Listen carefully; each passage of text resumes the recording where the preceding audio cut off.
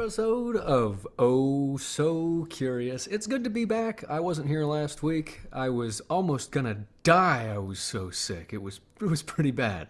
But I'm back and I'm here and I'm happy to be here with Dan. Hi Dan, how you doing? I am doing well. Where am I? Let me find myself. Oh, there I am. Hello. Howdy. Wow, some people it takes years for them to find themselves, and you happen to do it in a couple of seconds there. Pretty good, pretty good. Well, this is your existential movie podcast. Maybe you'll find yourself here, talking with us about movies, about content, about really why are people showing us and telling us the stories that they are right now. Uh, we're all over the place on this internet thing. We're here on YouTube, Twitch, Twitter, Instagram, Spotify, anywhere you get a podcast. Be sure to subscribe, like, and share, and comment because sometimes we actually make you part of the conversation and we respond. Before we get into everything, let's see what's happening on today's show. Dan, give us a rundown. Oh, sorry. Got distracted. Let's do All that. good. Let's do the Okay. rundown.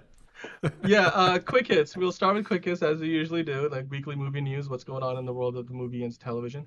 Don't worry, darling. That was the movie this week that we focused on reviewing. We will also review Andor, the first three episodes that came out in Disney Plus. Then we will take a look at the state of Star Wars. Like what does George Lucas think about it? Andor, Mandalorian, all that. We will then review Rings of Power, episode 5. So that show is up and running. I think it's now more than halfway through its run at this point. So, or season one at least. We'll talk about that too. Nate, I was sick, and so I had a lot of time to watch a lot of movies and shows. Something that I think people have been sleeping on is Kidding with Jim Carrey. That show is nuts. I watched 2 seasons of it in a day because Where I is couldn't that? move. It's on Showtime, but you can watch it on Hulu. And this is something Okay. where he plays the children's show host, and it's like his life falling apart piece by piece. It's an interesting show. It's well acted. It's dark, but it's also really playful because it has all that kid stuff. And I would actually highly recommend that, especially as a Jim Carrey fan. Um, have you been watching anything else that's good? Um. So I've been watching this show called War of the Worlds. It's on. It's not good. I'm sort of hate watching it at this point, because Yeah, it's in season three, and it's on Epix, which is I think an MGM owned streaming service. That's their equivalent of like a Showtime that would I think would be for Paramount, right? mm, Paramount owns Showtime. yeah. So it's as you can imagine from the title, it's another adaptation of the seminal sci-fi book. They're taking a very grounded and quite frankly low budget approach. They're when they said grounded in season one, I was like, okay, I see what you're doing. But Mm. then like by the time season one ended, I'm like, okay. So when you said grounded, you just meant you didn't have a lot of money to make the show, It so you takes couldn't place quite. in this world with this camera that I happen to have. That's really Yeah. grounded. Exactly. Yeah. Well, yeah, they don't have like the Tom Cruise Spielberg level visual effects, which was Okay. which was I think like the big differentiator in terms of what like the show overall. It's kind of like the first season was brilliant because the first season had this running thing where they had the Boston Dynamic robots. Yeah. Um, so those are like, well, they're like white and they're designed to at least look friendly even though they look kind of menacing. So they try to Yeah, like I'd say so. toning down a little bit. In this show they were like, you know what? What if they did look as menacing as they possibly could? So they were like completely black, metallic, like some kind of metallic alloy apparently that doesn't exist on Earth, of course. Mm. Um, as the story would say, and their for heads they had this like piston in their head, which they would like first track you down and their victim, and then they would get close to you with your head, and then this piston would puncture you into your skull and Oh. kill you. Gruesome stuff, right? So you're like you don't want like, and then they have this the biggest, the cleverest thing that they did in season one, And this like is the low reason budget? it is low budget because I think you can. I literally think I don't know if they've animated the bot or if how they achieved that effect, but Mm. you could have literally just taken a Boston Dynamics robot You spray and painted it or modified something. it. Yeah. and whatever you need to do, and maybe part of it was CGI, but definitely the mechanics of movement, like you could look like they were definitely inspired by that design. But the Yeah. point being, when this robot, like when you're like, so these people are like, the world is come. By the way, this is a British-French collaboration show, so it largely takes place in England and France. So Okay. America, like they talk about America, like, oh yes, of course America's struggling too, but they never like. So it's a different kind of experience than most of the time you watch these kind of movies and TV shows. It's all based on like New York City or some kind of American neighborhood or like LA or whatever. So. Uh, in Jaws, like when the shark's coming, you can kind of like I've hear the never seen water. Jaws. Oh my God. Anyway, the point. So the reason why Jaws is like such a phenomenon for decades is because they did such a good job of building up the anticipation and the sense Yeah. of horror from the approaching shark, the fin coming through the water. So in this show, they did this so well in the first season where you would have like the mechanical sounds of like this thing marching towards you, like the and like it was like every time he would hit the ground, you could see the metal on concrete, like or tarmac sound, and Yeah. so like people are like got guns or like who have no business having guns walking around on the streets like filled with cars that are all dead and people it's completely empty apocalyptic scenes, and so now they're trying to like they hear the sound and now you're just trying to outrun it, and this thing is obviously going to outrun you and catch up to you, so there was like this horror element to it, and it did well with Interesting. it. But then like season 2 happened, and apparently the aliens invading Earth were humans from the When did this come future. out? Huh? When did this come out? It came out like originally in 2019 or 2020. Okay. Daisy Edgar Jones and Gabriel Byrne are like the two big leads. Although Ooh, I think Daisy Edgar Jones is not in the latest season. Gabriel Byrne still is, but I I like haven't him. seen her yet. I've seen the first 2 episodes of season 3, but she was in like the first 2 seasons. Um, but the twist becomes like I don't know if you're gonna be interested in this, so spoiler Probably warning for not. anybody. But the twist becomes that the aliens invading us are actually humans who just hate humans because they were all descendants of this like Adam and Eve-esque couple who at some point in our present day left. And you find out how they left our planet to go colonize another planet so they can. It's sort of like these aliens make sure that their own great grandfather, like the great like Adam and Eve, get off the planet to go make their colonization. So their colony so that they exist in the first place, and then the Adam guy, like that guy is a total douche and basically a psychopath. So then his psychosis somehow has passed through generations and generations to the point that these humans that are living on this other planet like hate the humans on Earth because this guy did, and so they're coming back, traveling to their past to our present to destroy all of humanity on present day Earth and take over. And because that guy had this genetic disorder that was eventually gonna like over time kill him, they all have had that passed down to them genetically. So part of their mission is to help heal themselves using the gene pool of everybody on Earth because their gene pool was limited to the 2 people that originally left. So they didn't have a solution. It's like all kinds of like weird machinations to like Yeah, make I it. mean, like it's cool. It's like you've totally gone off the rails with the War of the World story, but Right? if you're gonna It's if at you're this gonna do point, this, yeah, yeah, that's cool. That's cool. I don't know. I've yeah. been watching a bunch of different things. I started that Hulu show Reboot, which just came out. They're like Who's in that? doing one. It's Paul Reiser, Keegan Michael Key, and what's her name? Because she was also in Kidding. Uh, I'm blanking on names, but it's about a reboot, and it's supposed to be a comedy. But I'm watching it, and I'm like, they aren't even really commenting on the comedy of a reboot.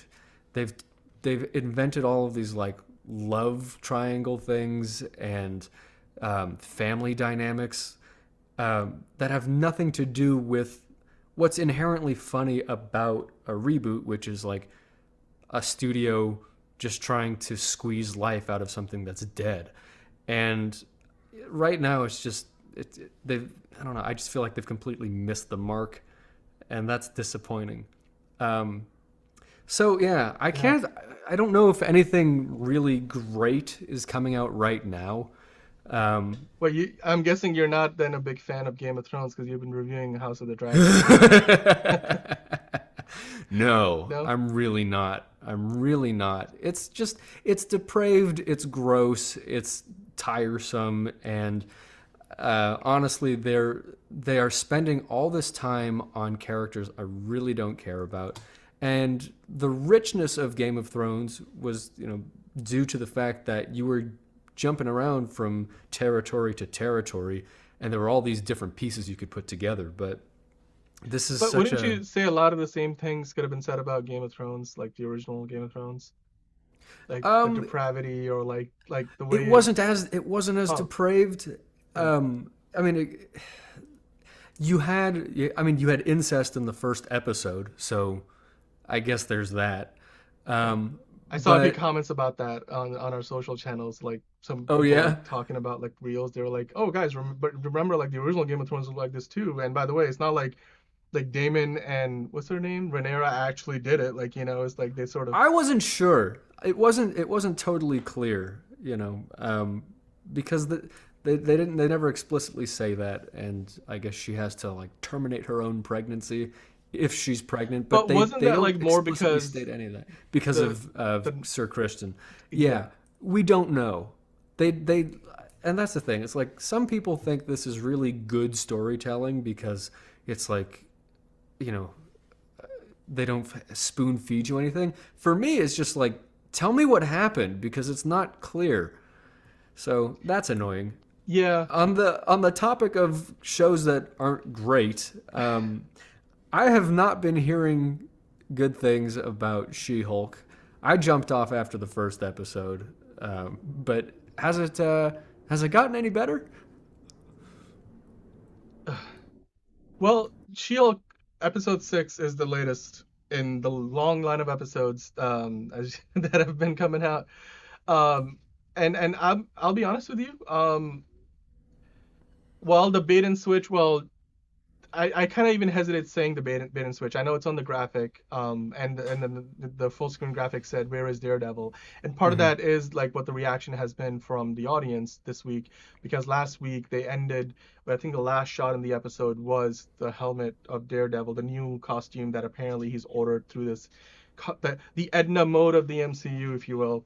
Um, and so Do like they it was have getting that? packed up to get shipped out to him, or he's gonna pick it up, I suppose. So this Hmm. week, people were thinking, "Oh, this is the Daredevil episode from the trailers that we have been like waiting for," and it wasn't. It it totally. And then What are they much doing like over there? so, well, this is kind of so. Here's what I think they're doing.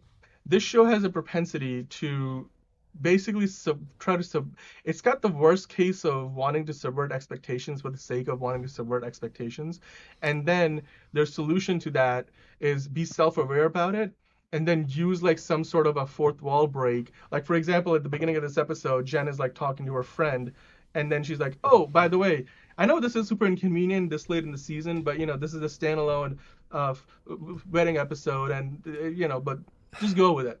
And then They're we they're just kind of go doing on with the rest of the they're episode. doing fourth wall breaks. They're doing self-awareness wrong. It's like Yes. it's Oh like yeah.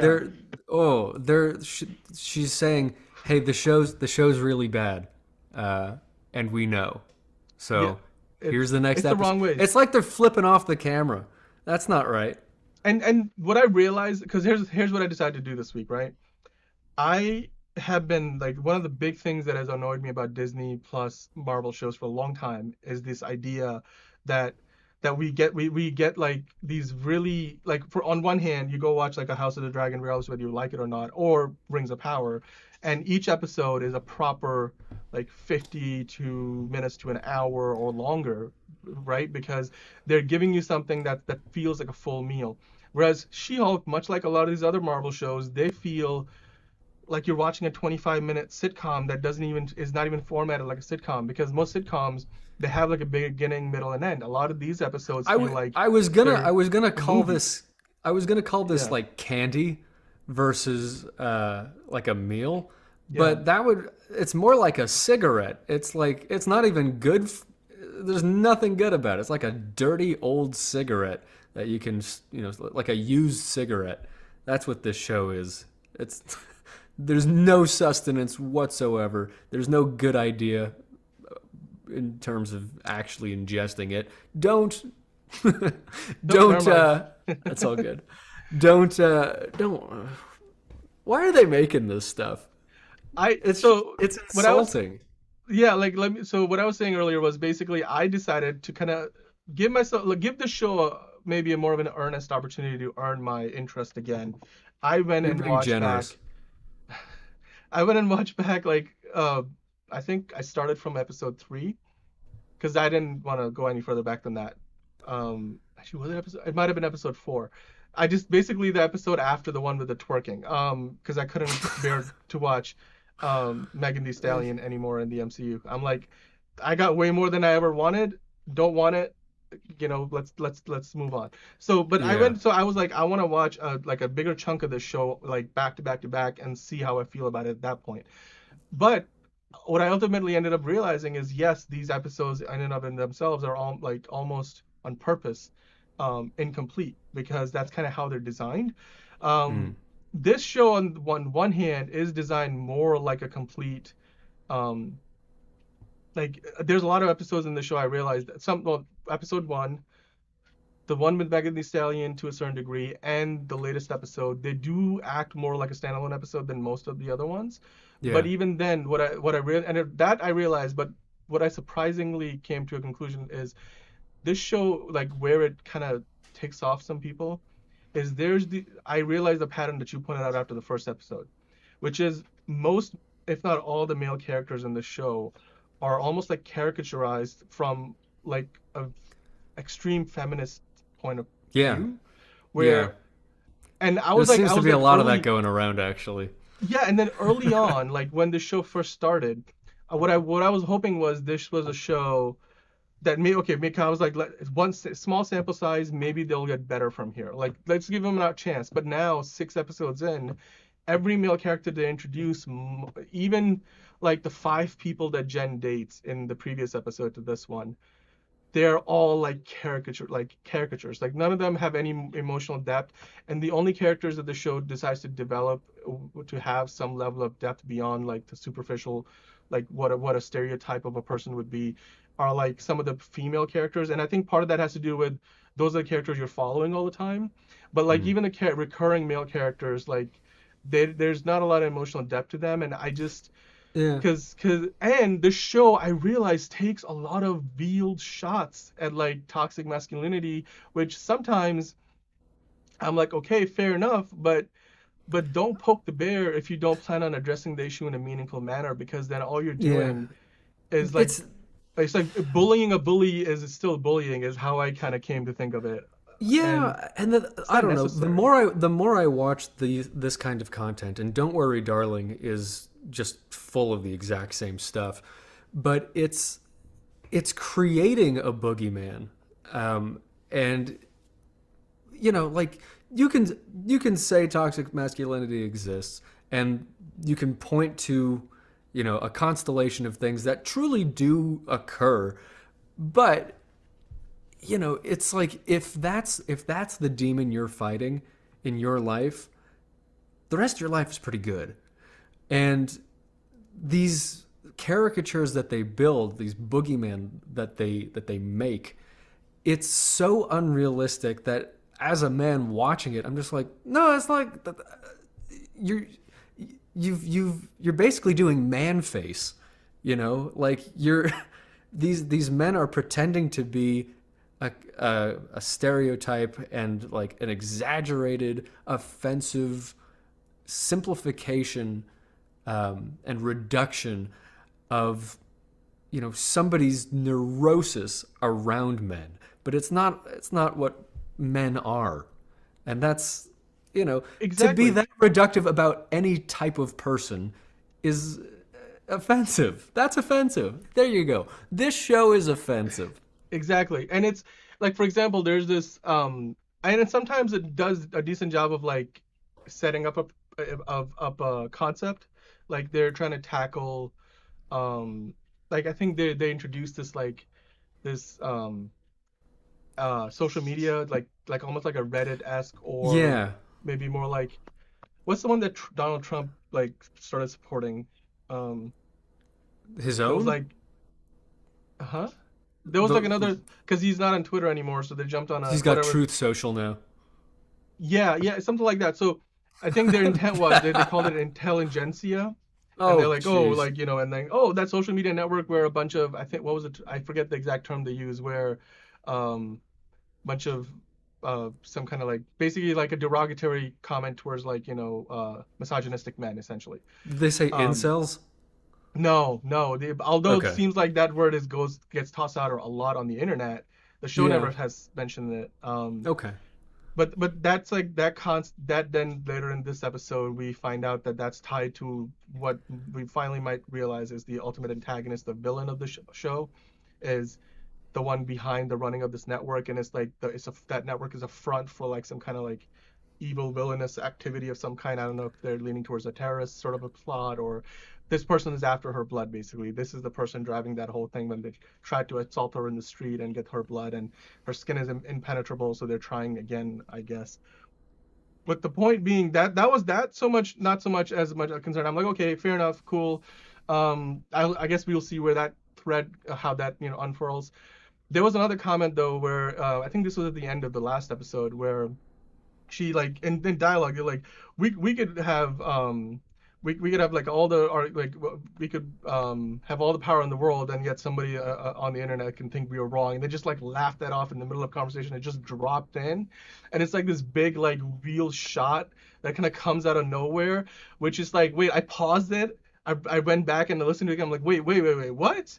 Like this is random in the middle at the end of the conversation that like her lawyer that was fighting for her against Titania, like she represented her in court, that lawyer person, Mm. and Tatiana Maslany's Jen Walters just having this conversation in a bar, and just like ended the conversation and laughing it up, and just like they just like drop it in there in the middle. I'm like, whoa, hold on, why is that necessary? I'm like, you could easily just say, sure, they're calling out like they're like, I by the way, this show has made me realize Mm. that the idea of calling out bad behavior is in and of itself neither it's not productive. Like that's the best way that No, I can describe it. I'm like, if you're gonna try to address the situation, then you address it, and addressing it doesn't just involve calling it out, it it's involves then lazy, doing is what something it about it. is. It's Yeah, it's easy. lazy and it's Yeah. irresponsible. It's like you're basically, it's a billboard that says toxic masculinity 50 times, and all it is like what this does, it doesn't propose any solutions, and it doesn't tell women how to deal with these things, or like what it does is it creates the paranoia for this type of exaggerated monster that doesn't exist. That's really what it is. Yeah. And That's what we'll call it what it is. This, don't worry, darling. It's feminist propaganda from women who aren't actually oppressed in any way. I sort of kind of, especially with regard to Don't Worry Darling, I sort of agree. But what in terms of wrapping up this conversation with this Sure. episode, um by the way, the CGI, I think I think they're starting to get better at it in certain respects, because I noticed something, that the CGI starts to get better in some scenes, and in some scenes is really bad. And Mhm. maybe it's because they have multiple vendors working on the CGI shots, so then the same assets are being passed around, and then one vendor might not have enough time, or they were just Yeah. not as good as the other one. That might be part of it. And I think that the in terms of the texturing, the hair, like the way the light interacts with the model of She-Hulk, it's gotten better. And even the animation, the facial animation, like the body movement and everything is better, the transformation stuff. But in some situations, it's still bad. So basically, the Yeah. CGI No, goes you know from being what? really good No, to being really bad from no shot to matter how shot. many improvements they make on the CGI, it's not going to make up for lazy, Right. angry writing.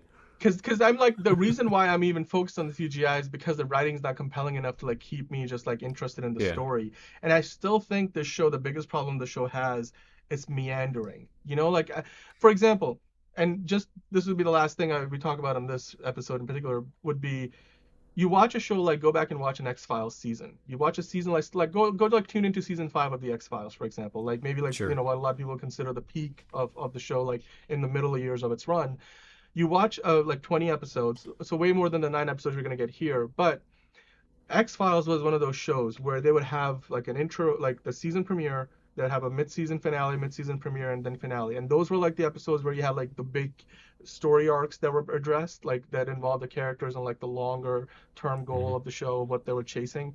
And then in the middle episodes, a lot of those were like Monster of the Week episodes. But Yeah. even then, you always had a narrative thrust. I think that's the best way to describe it.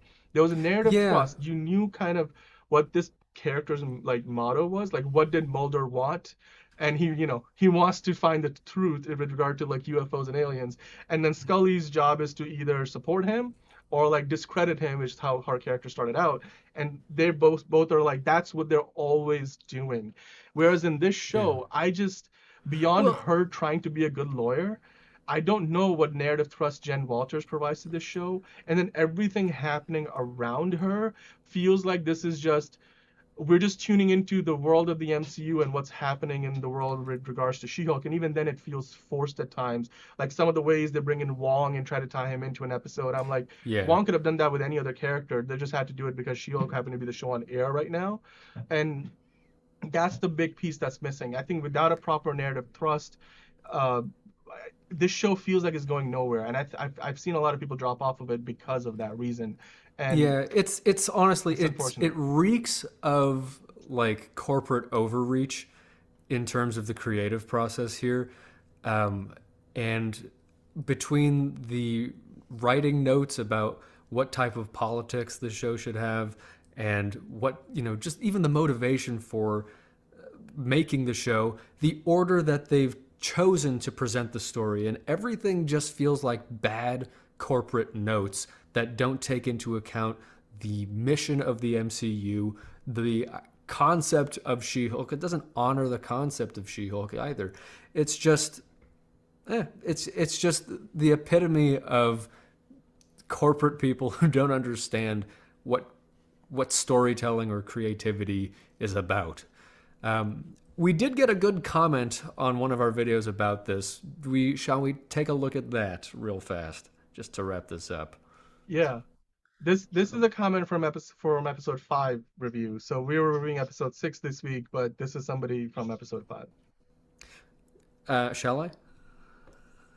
Yeah. Okay. All yours. Comment of the week from Asta Ono. The black actress playing her lawyer would have been a better choice as She-Hulk. Could have took a serious look at Soups going to court, kids discovering powers, lots to work with. What could have been? Yeah.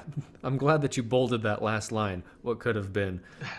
This whole show, really, from the beginning, we've been saying it could be funnier, it could be lighter, it could have been a lot more imaginative. There's no shortage of things that could have made this show awesome, and Yeah.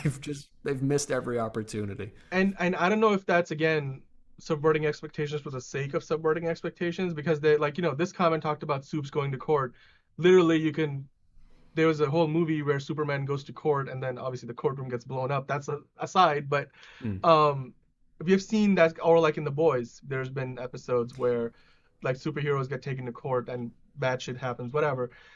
And then the other idea of discovering your powers and what do you do with that and how do you deal with the consequences. And at this point, people are probably thinking, oh, well, but every superhero story in some way deals with that. I mean, this show somewhat deals with that, and to that end, I think this latest episode did a good job of. This was the very first episode of the show, episode 6, which felt like they actually gave an earnest amount of time and effort to developing the character of She-Hulk and really helping us to care for who Jennifer Walters is, as what her internal struggles are, and kind of externalizing that. Whether it's like she's dating in her 30s was like a big theme, and then like the struggles of what that looks like, and then it's kind of like tied into what happened last episode as well.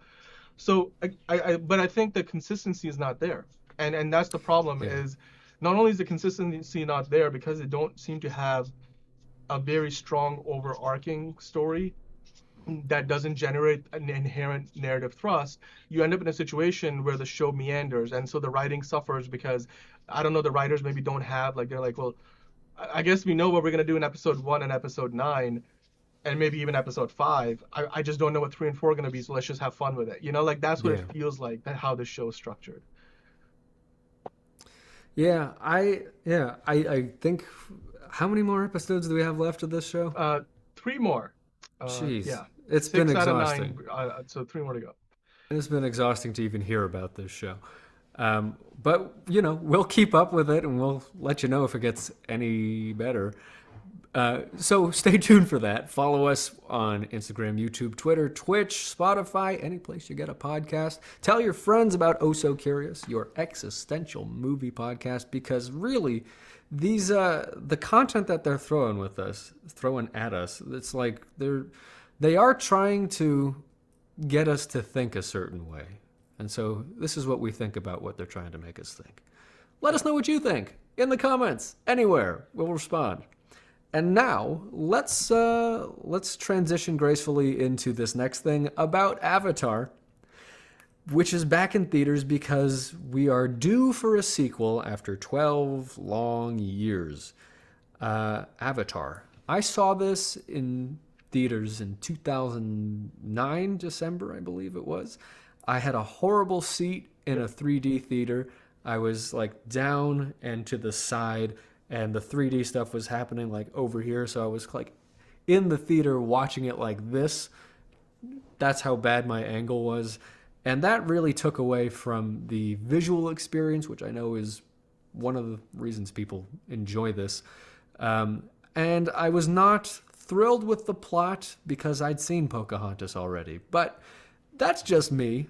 Maybe I should go see it again. Maybe I would care more about the acting and the storytelling now. Are you going to see this again? Um, I want to. Yeah? Well, the reason I want to is because I haven't watched it in a while, and honestly, I can't find the Blu-ray that I have got of the movie, and they pulled it off Disney Plus. So if I really want to watch it anywhere, unless I can dig hard enough to find that Blu-ray, I do have to go to the theaters to see it. I mean, there's certainly like a movie. This is movie more so than maybe any movie in recent memory. Certainly, is a movie that's worth watching on the big screen simply because this was designed always to be like a theatrical experience. Even like for 3D, this movie did 3D right, whereas a lot of movies then like used the cheap way out, and then it destroyed the format. Not saying the format in and of itself would have survived otherwise, but Yeah. if you want to ever watch a movie in 3D, Avatar is the movie to go watch in 3D. By the way, the quick fun factoid. So the way it kind of works out is December 18th, 2009 is when the first Avatar came out. And as you can see on screen, Avatar: The Way of Water is going to be released on December 16th of 2022. So almost to the day, Well, 13 years later. with a couple of leap years thrown in, it might actually be the day. You're probably right, because I haven't done the whole exact math here, but it might Yeah. be exactly to the day. So the big question that I want to answer here is this. I mean, actually, let's there's two questions here that I wanted to address with this conversation. Let's talk about Avatar, the 2009 movie, back in theaters right now. This movie right now is playing in a theatrical environment where there's not a lot of other big movies playing. So the Yeah. question becomes, do you think this movie has any chance this weekend or in its upcoming run to, I don't know, pop up in the top 5, top 3, maybe even be the biggest movie of the weekend? You Because know like, what? Maybe. yeah, Because we've been looking for the thing and the reason that people are going to want to go back to theaters. And if we go back to the original concept of movie theaters, they would actually run movies and they would come back into circulation, and it would be an event to go to the theater and see a movie even if you'd already seen it, because the films were of a higher quality and they were really an event to go see something.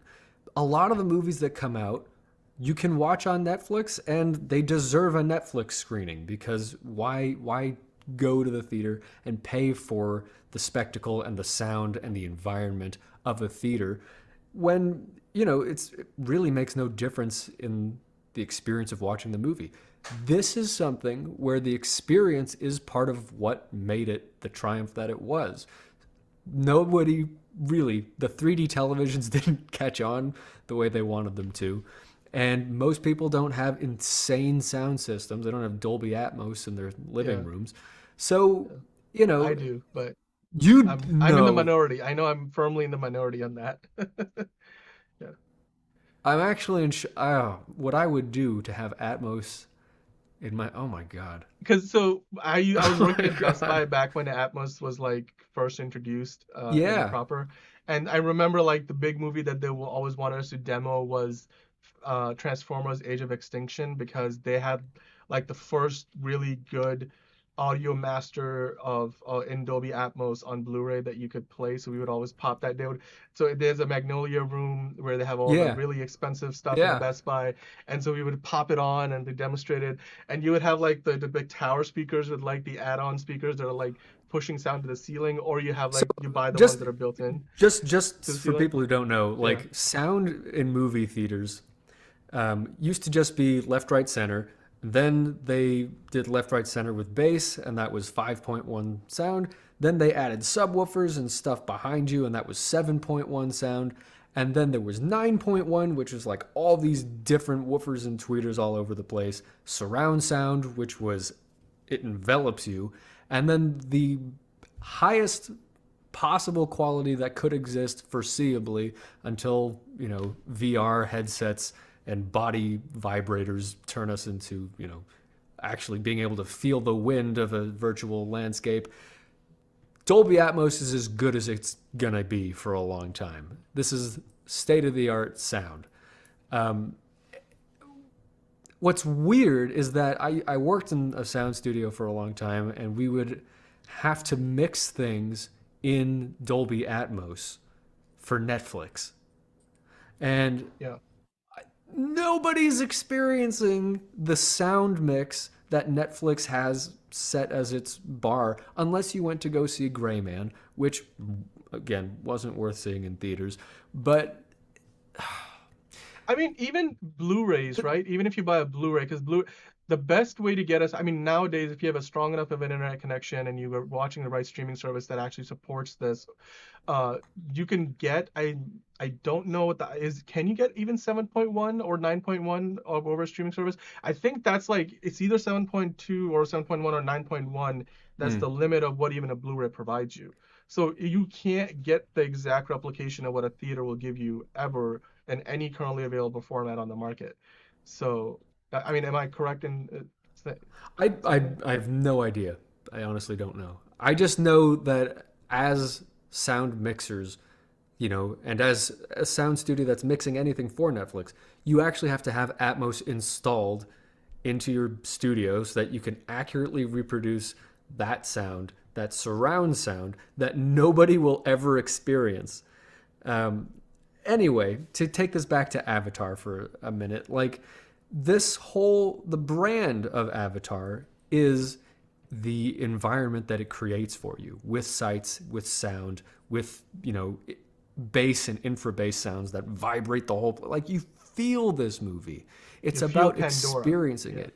Like, Yeah. remember people had like Pandora withdrawals when this movie was first out? Like, I I didn't want to go believe it back to the then. world of Pandora. Yeah. Yeah. But let's maybe I will go and see it again because I I the movie did not cast a spell on me the way that it did for a lot of people, and I do think it's Yeah. because I had a terrible seat. I Um, mean, for me, like I first watched Endgame in a similar situation, like one of those first rows, and you're just like yeah, looking up, and you're whole like the screen is super curved, and it's hard to get fit the whole thing in your field of view, and that's part of the yeah, problem. But like Avatar for me, its novelty faded over time because hmm a lot of what it did, I mean, like it's the same way as Star Wars, right? If you watch Star Wars in its original run, you still remember the feeling you had of like just amazing, like the amazement yeah, of how much of a revolution it was from what was the norm of the time. But that same feeling cannot be had today because, we have simply moved well beyond that at this point. And I yeah, think to me that's the same thing that has happened with Avatar. Like what they did in that movie we have now been able to kind of move beyond from a technical level. Like, for example, She-Hulk, yes, it's not consistently as good, but there's certainly shots and sequences in She-Hulk episodes where the CGI is as realistic, as photoreal, as believable as anything that Avatar put out consistently Mm. for every minute of its runtime. So if a TV show today is able to accomplish that, and then you have stuff like Rings of Power and Foundation and The Expanse and House of the Dragon to a lesser extent, but it's At such a least there it's commonplace tasteful. now that I want. So this is gonna. I want to quickly transition to this, and we don't have to spend much time on it because I know we're gonna do this again later when the movie's about to come out anyway. But I wanted to ask you, is the novelty of what the first Avatar accomplished gonna simply be, can they rely on that to sell us this movie? Because they've already made this movie and they've already basically made a sequel, like the third Yeah. Avatar movie, and they already have the fourth one greenlit and now in development. So Disney's got a lot of money invested in this. But do Yeah. you think this second Avatar movie has a potential to come anywhere close to matching the success, both at the box office and in the cultural zeitgeist that the original movie in 2009 did?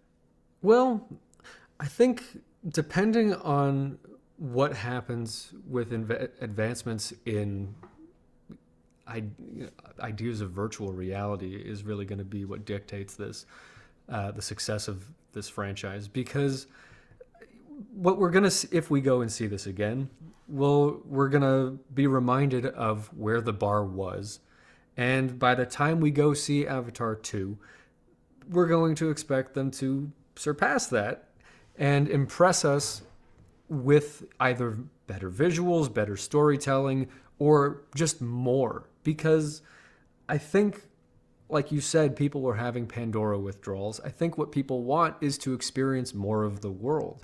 So maybe it's a sequel right now, but in another 10 or 12 years when the next movie comes out, maybe it's not a movie. You know, maybe it's a meta environment in, the metaverse where you get your own avatar and you get to experience it, and it's Literally. storytelling. Yeah, the storytelling is more of a sandbox game where you're discovering these things. And because really the story of Avatar is not the compelling part of Not it. groundbreaking. Not by any, I mean, No. people always reference like, oh, it's basically Pocahontas in space. Yeah. So Rough an analogy, but yes, some of that applies. I Um, think what we will end up seeing is the the world building and the details of Pandora are all going to be things that are built for a more personalized and richer experience of the universe that they've built. That's what I think. Fair enough. And I mean, Bob Chapek's kicked off D23 this year talking about how the future of Disney Plus is lies in the metaverse, and that's kind of where they're going to be headed long term. And it hinted at the idea of that they're already developing a lot of the framework and the foundation of what that's going to be based on. And obviously, this is a Disney property now. It used to Yeah. be part of 20th Century Fox. I mean, So honestly, this is what I was saying about the Pinocchio remake recently. Is that it felt more like a Disneyland set, and it was yeah, neat that you could get those different angles on the really beautiful artwork that they did, and it was a lot of CGI in that. But that's what came to mind, is that this isn't Pinocchio the story. This is Pinocchio the theme park. This is the exhibit yeah. where you can walk around Geppetto's I mean, workshop. they already have an Avatar theme park. Like they opened it a number of years ago. Like I think it's in the California Disney, like Hmm. land. Um, and like you said, I think it would be, yeah, I think that's probably gonna be what this ends up becoming. But as far as the theatrical appeal of this, I think maybe the argument in favor of it could be, well, we talked about Star Wars earlier. I mean, Star Wars people, you would have thought, well, the novelty of the visual effects has gone away, but like, why do people keep coming back? And it's because Yeah, they just want to see more of the world of Star Wars, like the galaxy far, far away. And I I think know they maybe say that's that. what they're banking on here, like that the world of Pandora is going to be the draw, no matter what the story itself is It's or how so it's compelling the so characters are. interesting. People want more Star Wars and they want more Pandora, and I think what we actually want is to go to Mars or Neptune. I Well, was going to say if John Netflix Connor instead hadn't of that. flopped, we would have had like a I thing I running get. there too. I'm not talking about movies. I think that we are literally bored as a species, and that's why Elon Musk has got as much clout as he does. Yep. He Yep. gives these people the hope that like there's more for humans to see, and I think Yeah, I mean, you want to be able that's to the wake promise up. of Avatar, is like Yeah, like they I want to. think he describes it as going to Mars gives us a reason to wake up in the morning. So it's like you look at it as an aspirational goal, and then along the way you'll do tons of other wonderful things that will make life on Earth better, which is the Yeah. same premise of what I think NASA has been operating off of. And then, it actually works. It's proven that to be true because a lot of our technologies today they even don't even realize like come from a Yeah. result of like NASA's research into helping send humans on to the moon and into the space station, all that stuff. So Anyway, that's to yeah, take this back to Avatar. I do think that's why, yeah, it could absolutely be successful in another run, and the sequel will probably also be successful because until we get to that point where interplanetary travel feels like a reality, this is the best we got. yeah. I think that part of the exotic nature of what this franchise is, I think will always be there. Not to mention, people love to hate the what is it, the colonel or the general, the guy who was forget the actor's name, who was basically the main antagonist in that movie, and he Hmm. dies at the end of the movie. Spoiler alert. I mean, the movie's 13 years old, but apparently he's back in this movie, at least as far as he's part of the cast. Whether that's in flashbacks or somehow he survived getting stabbed in the chest with a Maybe huge it quickly serrated turned blade. into an avatar. I And and then well, Sigourney Weaver's character died. Remember the end that she kind of becomes one with Ava, the living tree. Um, so in this new movie, she's back too, and she's playing like it's one of the characters in the I think her spirit is in one of Jake's kids that he's had with oh, Neytiri. I don't know weird. how exactly that works. I mean, it sounds a little weird on the surface, and I'm hoping they'll play. It will make sense when you watch the movie. But I think at the very least, Sigourney Weaver is voicing that character. I don't know if that Okay. means it's the same like that scientist reborn, or if it's just Sigourney You Weaver's know, just voicing the character. maybe that's how they improve on the first story, and that's really just creating new mythology. I think that could There's be the something character. that Yeah. okay. Because like in this case she's actually looking at her human form, and I don't think you can see it on screen, but off to the right that's the Sigourney Weaver's character. She's looking at a video of that from before. Okay. So yeah, um, there it is. I think they look silly.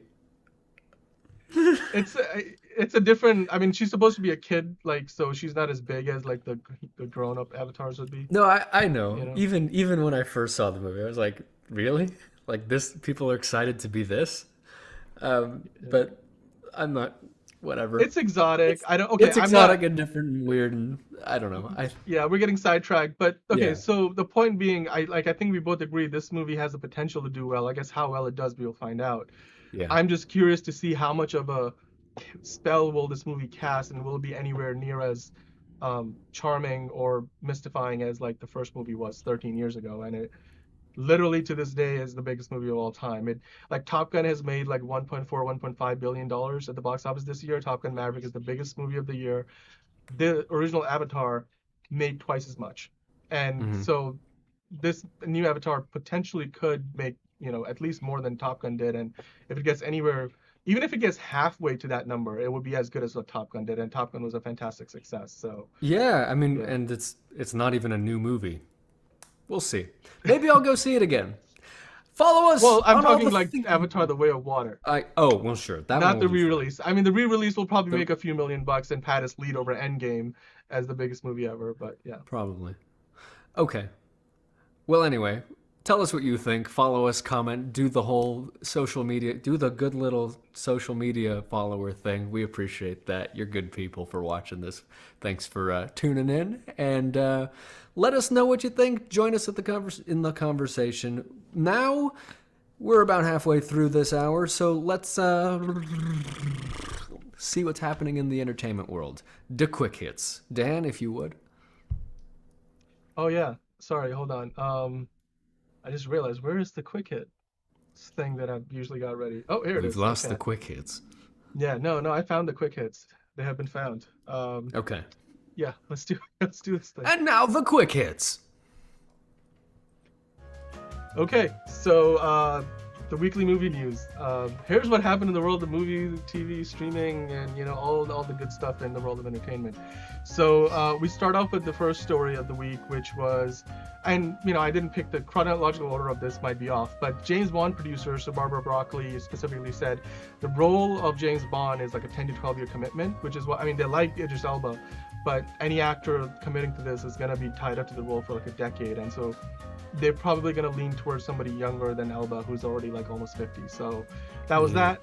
Then later in the week, we got more MCU news, which we get all the time these days.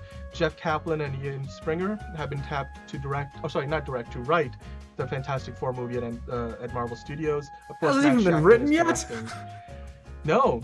Apparently, the movie's not as far along as a lot of people thought it was. So they're gonna still be casting people too. Now, don't worry, darling. We're gonna be talking about pretty soon. But it's not doing well with the critics. 39% as of the 25th of September on Rotten Tomatoes. It's got an 81% audience score, so doing better with audiences, but not a hit with the critics. On the other hand, a big hit that with at least the audiences is Jurassic World Dominion. It finally crossed $1 billion at the box office. This movie has been out for months now, and it finally crossed that threshold. It's only the third movie since the pandemic started to do so, and now it's made more than $1 billion. James Earl Jones, this is a big one too. We're going to talk about it later in the show. He has signed his rights to the voice of Darth Vader away to an AI voice company in conjunction with Lucasfilm, and now he's basically retired from the role of Darth Vader. And a lot of Star Wars fans just don't know how to feel about that. It's tricky. Tell us what you think about James Earl Jones saying, "Hey man, I think I've done my due here. I want to step away." And at this point, instead of letting, I guess, another voice actor take over the role, an AI is going to be doing this. And we already saw hints of that in Obi-Wan Kenobi, and people were noticing that the voice was different. So that maybe was part of the reason. So those are the quick hits. Tell us what you think. Okay, I saw Don't Worry, Darling against my better judgment. I didn't want to give this movie any attention because, honestly, the press around it has annoyed me like no other movie. I am neither pleased nor displeased to report it's very bad. That's what I'm going to say. Before I even get into the thematic problems with this movie, there's all kinds of plot holes. There's a lot of the acting choices don't make sense, and a lot of the casting choices were just weird. Namely, Harry Styles, Nick Kroll, and Kate Berlant, who cares what they're good at outside of this movie? They should not have been in this.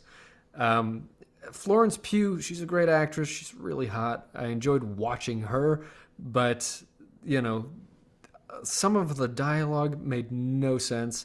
The world that they've built is inconsistent, and this is a 2-hour movie, give or take a little bit more, and you literally have no idea what the point of it is or what's going on for about 75% of the movie.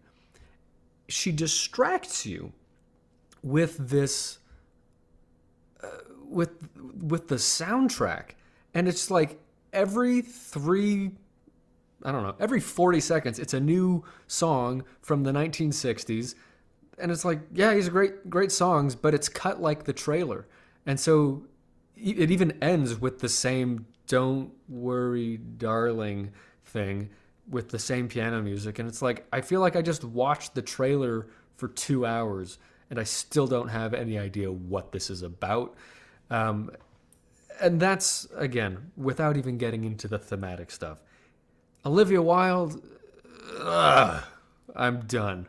I'm done. I don't want to give this movie more attention than it's already gotten. Anyway, that's what I think about it so far. Have you seen it? Have you heard anything about it? I have not. I've not had. I wanted to go see it in theaters this week, if not for anything other than to see maybe just how much of a disaster it might be. So like I had a morbid curiosity about it. I just didn't find the time to do it. And after honestly seeing your out of theater reaction that you put up on Instagram, I just it only further detracted me because I was like, I have only so much time to watch stuff throughout the course of the week. And is this what I'm going to choose to spend that time watching? Especially going to the theater and you have to take additional time out of your schedule to do Yeah. that. Maybe I'll wait till it comes out on digital or on Blu-ray or whatever. But I had a question about this movie, right? Like I've read a lot of reviews, so I did a lot of research. At this point, I don't still haven't managed to spoil myself about like what the big reveal is at the end. But from what I've heard a lot of people say, it's one of those movies where for the few critics, because like again, 39% on Rotten Tomatoes as of I think the 25th of September when I checked it.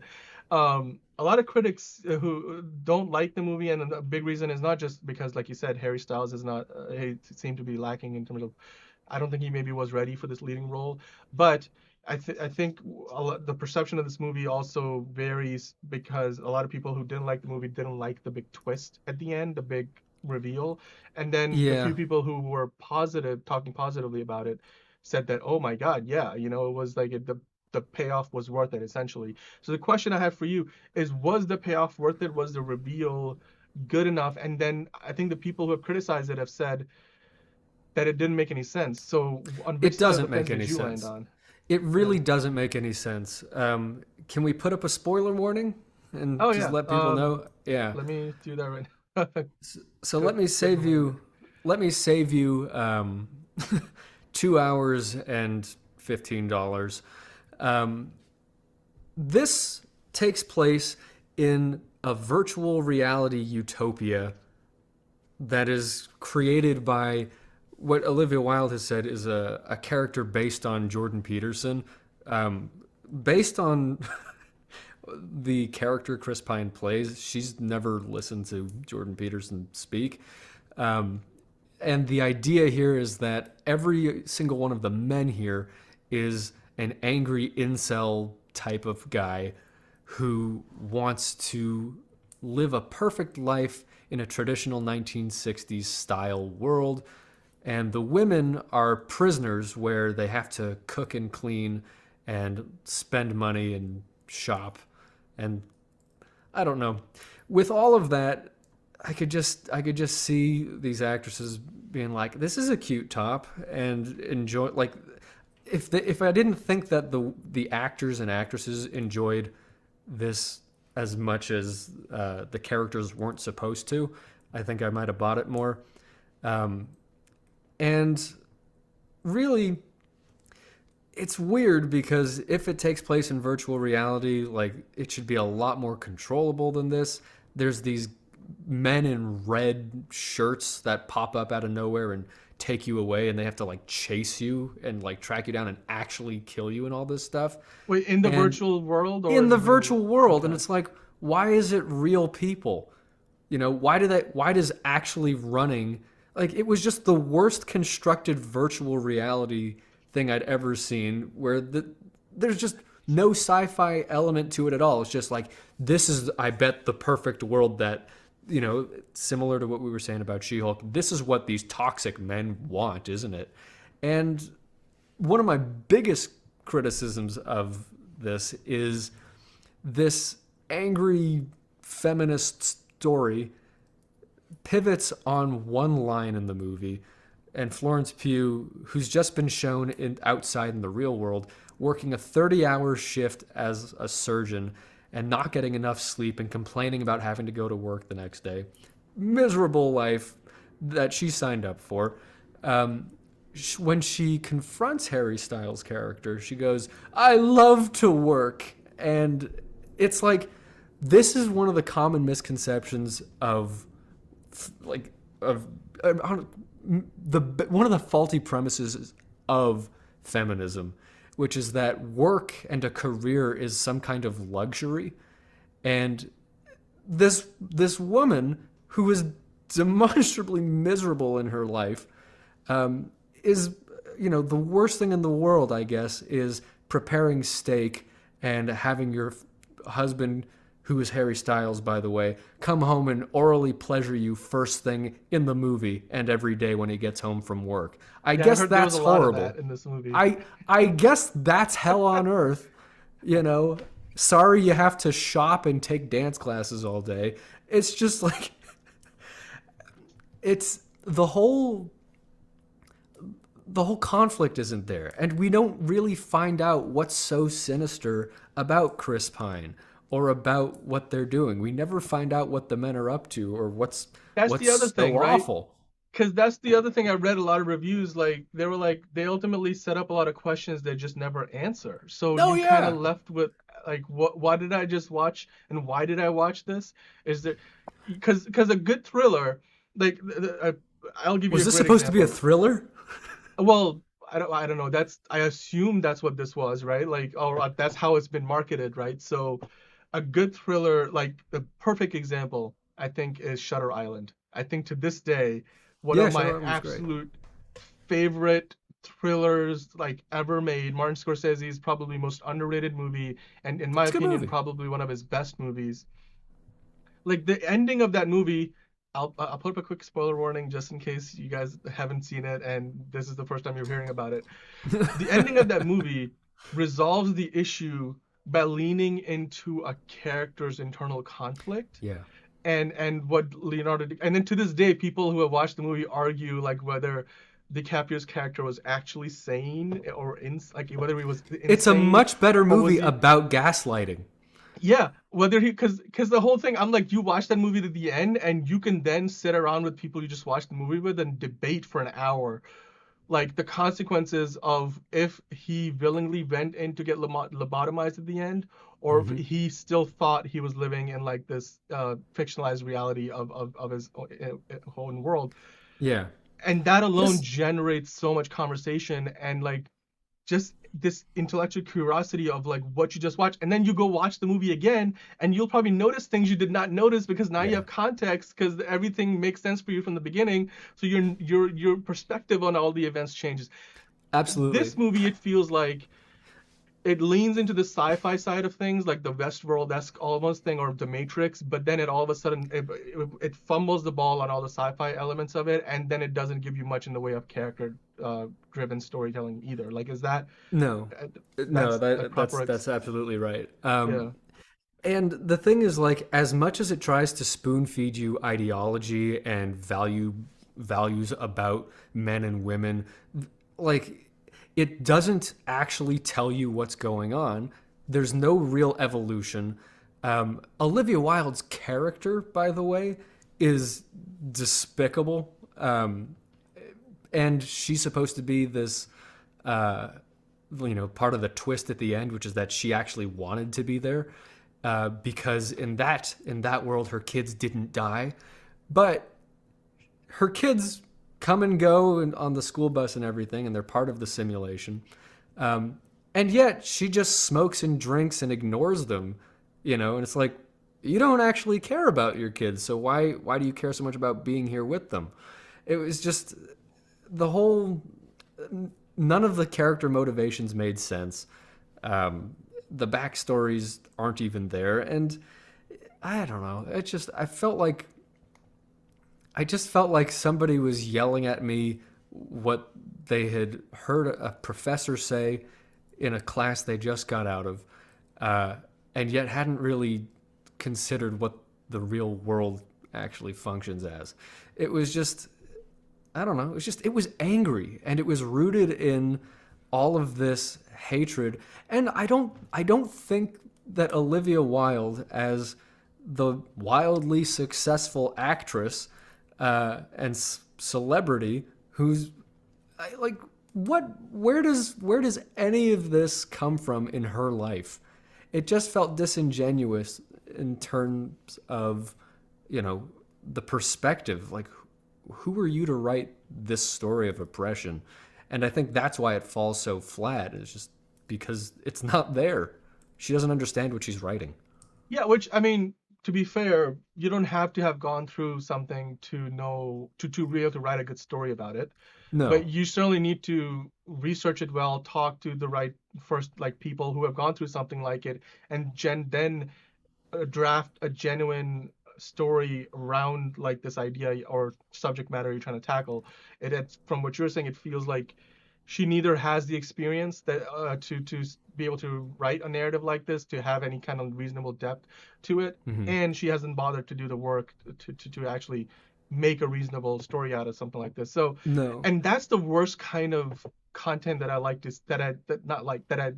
have seen, or seems to happen a lot these days, where like, for example, for a number of years I would watch like ABC would like, they just wanted to do a sci-fi show on their network, and then so every year they would greenlight it, and the same people apparently would go come up with a new sci-fi concept, some half-baked concept that the premise sounds wonderful, but then by the end of the season you quickly realize they don't know where this thing is going, and they quite honestly don't care. And these guys are not in it because they had this really great sci-fi premise that was going to tackle some kind of thing on an allegorical level. Yeah. They're just here to like make a show, and ultimately the payoff is going to be like, it's like Lost. Like ultimately they had no clue where how that show was going to end, and then when it came time to end it, they were like, fuck it, like we got to do something. So, and then that's why people like to this day remember that as being one of the worst endings or finales to a show ever. And I think, I don't know, I loved Lost, and I think the disappointment in the ending is that it was ending, because people loved watching that show. Last note about Olivia Wilde. I frequently think about Edward Norton on the Joe Rogan podcast a while back, and he had this brilliant, I don't know, we'll call it a quote, about acting and actors who are in it for the wrong reasons. And he says, like, they're just watching themselves through other people's eyes. And that's the impression that I got from Olivia Wilde's acting, and really the whole thing. The trailer from director Olivia Wilde was the first thing that you're supposed to like be like, oh, I guess she's directing. Wow. But in every scene where she's just kind of looking past the camera, smoking in her 1960s costumes, you can just see, like, in every frame, it's, boy, this is great. Man, I'm good.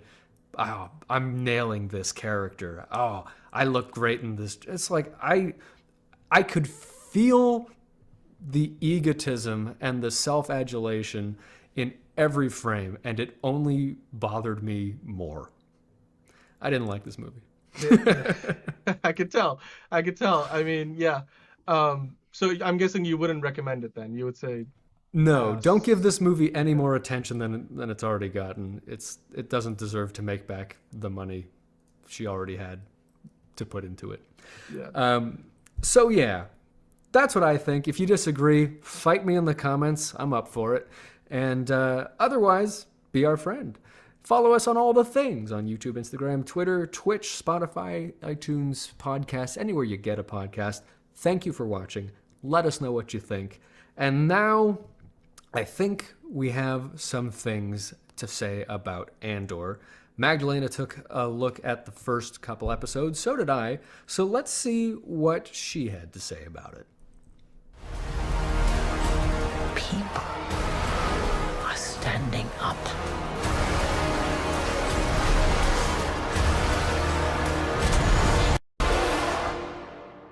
Andor finally has a chance to show why Star Wars universe is awesome. We had good series of Mandalorian and Boba, but all those series were still very much focused on the royal family of Skywalkers.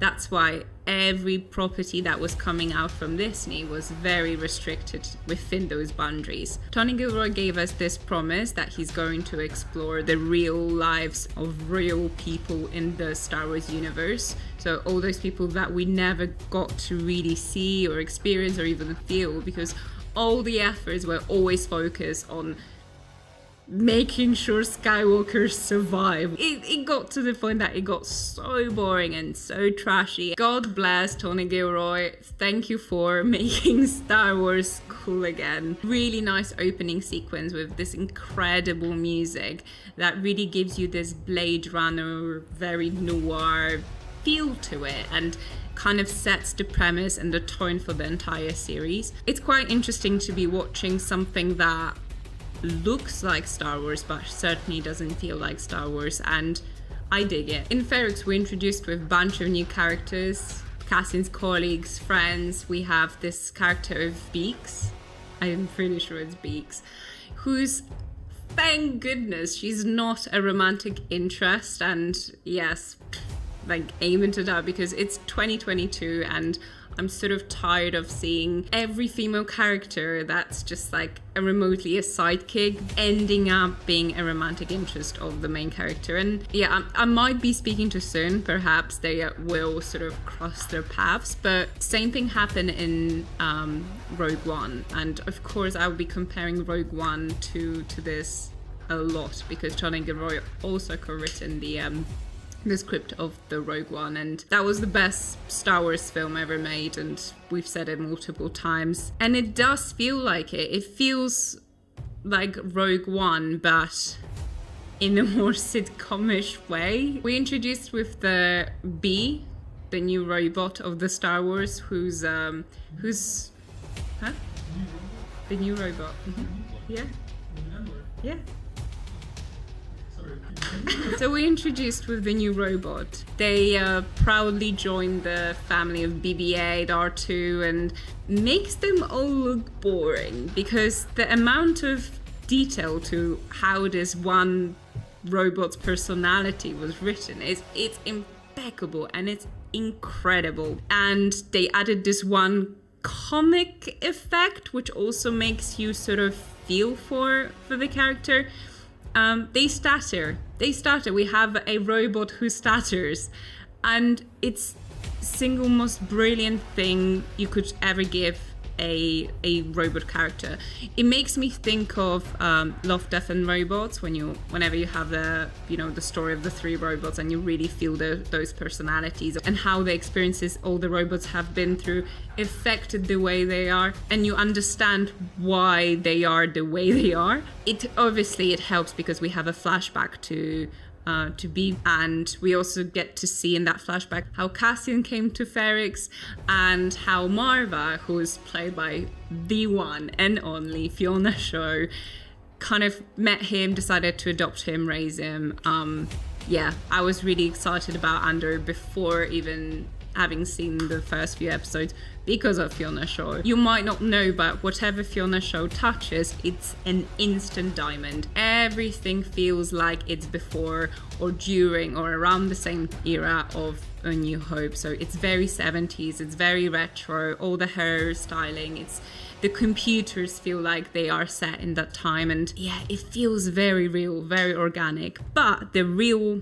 showstopper, or like the most important aspect of the Andor, like the first 3 episodes, were the people, were the common folks that Tony Gilroy sort of promised. Every character feels like they have depths and depths of story and life and experience. Everyone is doing something, everyone looks very busy, every scene just sort of starts with everyone just living, and I'm not even talking about costumes and hairstyles, which look impeccable. Impeccable. They look like they've been lived in. Everyone has their story and their own amounts of shit they had to go through. Everything is there in every single action, every second. It's almost like even the background actors had to come up with their own story of what the purpose on the planet was. And it really shines through. It really feels like you're not only watching the series about Andor, you're watching the series about everyone. Directed by Toby Haynes, who Of course, we know from Black Mirror, awesome episode of USS Callister. And that one was a very Star Trek-y, very Star Wars-y vibe. And I'm glad Tommy Haynes managed to bring this attention to details and every person, every personality, and every moment on the screen. It's definitely a series for adults. I can't see certain scenes or moments or themes being explained or watched by children below the age of 10, I'd say. I must say I got bored sometimes, and first 3 episodes took the time to really explain how Cassian gets his mojo into, leaving the planet and starting the rebellion and joining Stellan Skarsgård's in there as well. And like a lot of things happen, a lot of things sort of moved, but overall it was quite boring. It's not the best thing LucasArts has ever delivered us. Rogue One had a lot more action, but at the same time, it was a film. But for the first 3 episodes, it's a great opening, and I'm really, really looking forward to episode 4. Definitely going to be watching, and yeah, good job, everyone.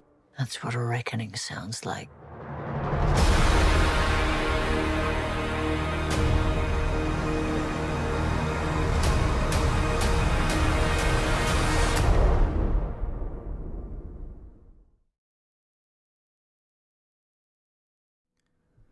Yeah, I watched Andor, the first 3 episodes, and I think it's true. We do get that we finally get that look into the everyday lives of just people in the Star Wars universe, which is refreshing and different, except for the fact that, yes, there's still an adventure, there's still good guys and bad guys, and we are still, on an adventure. It's not the, working class bar comedy that I would have imagined for this, which I still think would be fun. That's what you were thinking about? We talked about this a while back, and it's like, I would love to see, as long as Disney's doing, 30-minute sitcom style stuff in otherwise serious universes, I would love to see just a bunch of an alien or 3 different species of aliens who just meet up at the cantina every night and just sort of shoot the shit. I'd be into that. They could talk about current events and be like, "Yeah, you hear what Vader's doing?" I would watch that show. Because it wouldn't be quite so self-serious. But, I'm not a huge Star Wars fan to begin with. And this was watchable. There's a compelling story to it. And we're sort of in this gray zone of morality, who's good, who's bad. And we sort of take on the side of this character who's he's a stowaway, kind of an undocumented immigrant is the story, and he's living in secret on this planet as a worker, trying to find his sister who he was separated from for about, he's been separated for years. So he goes out at night and sneaks out and tries to find ways off the planet to go see where she is. That causes other problems in his life. But it's a story about, a brother trying to find his sister. Okay, that's new, that's different. He's outrunning the law, which is looking for him. And yeah, we have some interesting and different relationships than Star Wars has normally given us. I'm going to go ahead and say it. I do not like B, the robot. I think that it was a big mistake to give him an actual voice, and I don't enjoy the stammer. It sounds fake. It sounds, honestly, it doesn't even sound like a real stammer or a real stutter or even like a robotic stutter. It's annoying. I don't like how he talks. And I also think they could do a better job with, R2-D2 is charming because you can read into the sounds that he makes and sort of it fits in the story. Here, I don't know, the voice doesn't add anything. It really it's another thing that pulls me out of it. Okay. Yeah. What are you planning on watching this? So, well, yeah, I mean, I'm definitely planning on watching it. I had a limited amount of time, and I chose to do like my rewatch of She-Hulk episodes. Instead of watching just one, I went like watched three or four of them all together because you This talked is about this better than earlier. that for sure. Oh, I fully expected to be. I've only heard good things about it, but from everything I've seen from the trailers, from everything I've seen from like the marketing materials, the posters, and like the behind the scenes looks, it looks like this is the evolution of Star Wars and television that a lot of people have been waiting for, because Hmm. the comparisons I've been getting is this is the first prestige Star Wars show. This is not your run of the mill like Obi-Wan Kenobi was, or like the Book of Boba Fett were. This show is basically a step up. This is like, it feels like an HBO show. It feels like like something on Amazon Prime or on Apple TV Plus. It's a much more mature, like in terms of themes, and like it goes into the darker corners of the galaxy that we always seem to hear about in other Star Wars media, but we Hmm. never truly have had the chance to feel like what living under the oppressive rule of the empire feels like. And this Yeah. show, I think, finally is venturing to give you that experience. What does it feel like for the average Joe in this galaxy to live under the oppressive rule of the empire? And to me, Yeah. that is fascinating. That, and you know what? That in and of itself is super refreshing. It's really nice to see, really, because that's what Star Wars is. It's world building. That's what has always made it as popular and as compelling as it is, that there's all this detail and all of this narrative that you can get from the way they do certain things. I will say that some of that technique gets really annoying, and it's like there's a guy in a bell tower, but the bell doesn't look like a bell on this planet. And it's like, if I were watching any other show that took place in this universe, and there's like, we're going to show the bell tower guy at the beginning of this, I'd just be like, I don't care. Don't show me these details. Some of these details are just overkill, and they actually don't add to the story. It's just, this is different. And I go, great, great.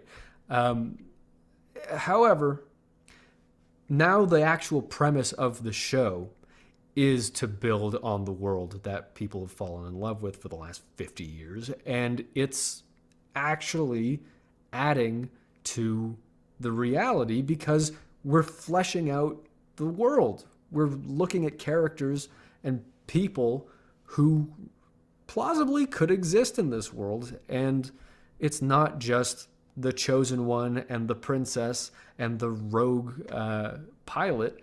It's like, this is a day in the life on a planet in a galaxy far, far away. That's what we wanted. And it seems like that's kind of what we want, is the closer we can start to identify ourselves in Star Wars, I think the more compelling it becomes. And without getting into the political implications of like how relatable it is to live in a, under the regime, as it were, like, it's a fairly grounded show. And with the technology available in that universe, it feels like, yeah, I could take a trip to a club on a different planet if I had, 900 credits to spend on this for the night. Okay. It's not so out of reach, and it's a much more personable story than I think any other, hero's journey stuff is. So it's refreshing, it's different. And if you love Star Wars and you love the universe and just being visually taken in, this does that. Okay, so the question that I would follow up with is, do you think this show is an outlier, or is this an indicator of this is where the Star Wars franchise is headed now? Because I mean, the premise of what we're really trying to discuss here, beyond just Andor, is the state of the Star Wars franchise as a whole. Because we have recently had things like, I think a great example of the kind of Star Wars that maybe people don't want to see anymore is Obi-Wan Kenobi. Yeah. It's a show that on the surface, like, it had this veneer of basically a lot of what Andor seems to be delivering on. But then ultimately, when you got into watching the show, you quickly realized that the show was it was they promised a lot, but they didn't deliver on like that grounded character based struggles. I mean, you know, Well, how am I blanking on his name? Ewan McGregor did a great job, but like whatever character moments he was given, but it seemed like the story by and large was limited to being that surface level, superficial Star Wars that people want to get away from, whereas here's Andor is yeah. diving like a few levels deeper than that. I mean, and do you think this is an outlier in doing so, or are we going to get more Star Wars shows moving forward that go a level I further? think it's an outlier, but not necessarily for those reasons.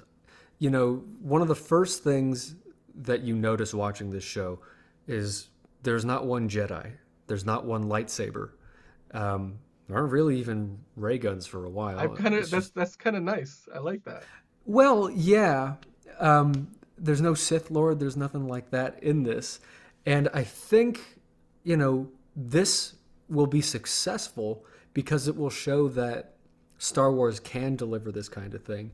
But what people want, what they have wanted, what they've paid for time and time again, is the big bad, the lightsabers, and the mysticism of what it means to be a Jedi. So maybe if we continue down this path, it means showing Jedi in training and what that looks like when they're in a time of peace and like understanding the Jedi way of life. I'd watch that show, and if it were about like the building the moral character of somebody like Obi-Wan, to say like, this is the training I go through, this is the discipline, these are my values, and this is my community. Like, I would actually watch that. I'd be like, what's it like to be a Jedi Knight in the time where they're training to be Jedi Knights? And it wouldn't have to be we're going up against. It would be a lot like Top Gun, because it would be these guys in training, where they're getting over their own egos in pursuit of a greater good. I think it worked for Top Gun. It would probably work for Star Wars too. So yeah, I think, to answer your question, it's an outlier because this is showing us the common man in the Star Wars universe. It's important that we do that, to say, we did that. But I think we're going to return to lightsabers, Sith Lords, and all that kind of stuff. And maybe even showing that contrast of like, I grew up thinking I was going to be, we could show two brothers, one who joins the Empire and one who becomes a Jedi. Like, it would be cool to see that kind of thing. This is sort of a trap we're in, though, because we like the big blockbuster stuff. Yeah, and to that end, like, I think the good thing about this show is not only are we getting a show that's not got like 6 episodes or 9, this has got 12 episodes. Granted, most episodes are still like 35 to 40 minutes in runtime, and then whatever else you get for credits. It's got 12 episodes in season 1, and then it's got 12 episodes in season 2. Now the thing is, season 2, they're only just about to start filming it. So given that they're shooting a lot of this in big stages that they've set up in London and stuff, and then they're going on location like Star Wars movies always have done, and they're using the volume and that new tech that Mandalorian basically pioneered, they're using it in limited fashion, whereas I think Obi-Wan Kenobi leaned heavily into it and it suffered for it. And I think here they're doing, I think, Star Wars the right way from a production standpoint, something that George Lucas would have been proud of, because like going on location, filming, it makes it tangible, real. But that also means season 2 is likely not going to be here until at least until 2024. So that's my roundabout way of saying I'm glad that even though this is maybe the exception to the rule, this one season is not all we're going to get from this show. We're going to get a season 2, after which we'll be done with this show. But 2 seasons is still better than like one 6-season episode. And when you're getting 24 episodes, that to me is I'm looking forward to that. Well, And correct like me you if I'm mentioned, wrong. Ahsoka and The Mandalorian season Yeah. 3, like those shows are probably going to go back to the whole Jedi, the mysticism. But then they have the Acolyte, which is like I think that's the one that the director of the recent Star Wars, the recent Spider-Man trilogy, um, is going to be directing. He left that new Fantastic Four movie to go work on it. I forgot his name. John Watts. John Watts. So, and that's got a terrific cast too. I mean, A-list people all over. But Well, so yeah, the other shows like The Mandalorian and even Obi-Wan, those were supposed to be movies originally, weren't they? so The Mandalorian I think was always conceived as a TV show. Okay. Obi-Wan Kenobi was supposed to be a movie. Then it got shelved because, once Solo flopped, they were like, should we even be doing this? And obviously, we haven't really seen a new Star Wars movie. Not really. We haven't seen a new Star Wars movie since what was it, The Rise of Skywalker. Mm. So I think there was always meant to be a movie, and then they basically took the script and sort of cannibalized it for Mm. parts, and then put together a 6 episode run that I quite frankly was very underwhelmed by. But then there was that fan cut going around where somebody went in and took everything from Obi-Wan Kenobi the series and turned it into like a concise 2 hour long movie, and I was like night and day as to how much better it was, and you could tell maybe they should have just made it as a movie anyway, because Yeah. maybe they took the wrong lessons away from Solo. I'm pretty sure if they made an Obi-Wan Kenobi movie with Ewan McGregor, it doesn't matter if Solo flopped or if The Rise of Skywalker generated a lot of negative buzz, but I mean, deservingly so in my opinion of that movie at least. I think the Obi-Wan Kenobi movie would have been a great success, but it looks like their focus is on television right now. Speaking of which, let me Yeah. ask you, Star Wars has always been, it started out as a movie franchise. Yeah. Today, it exists as a TV franchise as of right now because they simply don't have, it seems like, at least any movie in active development, and whatever they do have, we have no idea when anything is coming out. Taika Waititi has committed to doing a movie. Recently, Ryan Johnson said that he's still probably going to do the trilogy that he promised us a long time ago when he did The Last Jedi, but who knows when that's going to happen. They just recently took the Rogue Squadron off next December release date that it was on, so it's off the release calendar entirely, and Disney has it nowhere else slotted. They didn't move it; they just took it off the calendar. So that was a Patty Jenkins movie that they had promoted like a few years ago at D23, and Kevin Feige has also been developing a Star Wars movie apparently, which we haven't really heard any meaningful updates on in a long time. Yeah. Meanwhile, all of these TV shows are going on, and they did that big Empire. I think it was Empire Magazine did a piece on like this is the universe we're building of Star Wars and on TV or Disney Plus. Where do you think Star Wars belongs? Do you think this is the way to go? Should they stick to doing TV because it's working, or do you think because if they can do Andor and it can work as well as it's done so far, then should it just stick to TV like Star Trek has largely done throughout its history, or should Well, they then venture back to where this started, and that's in the theaters? Like, let's take a look back at what we said about Avatar, because I think that really is where we get the 10,000-foot view of Disney's strategy going forward. If the question is, the future of Disney, is it in the metaverse, and is all of the surplus of content, because we're getting more and more from all different directions, and the characters and the world is becoming more and more accessible, and it's easier for us to see ourselves in it.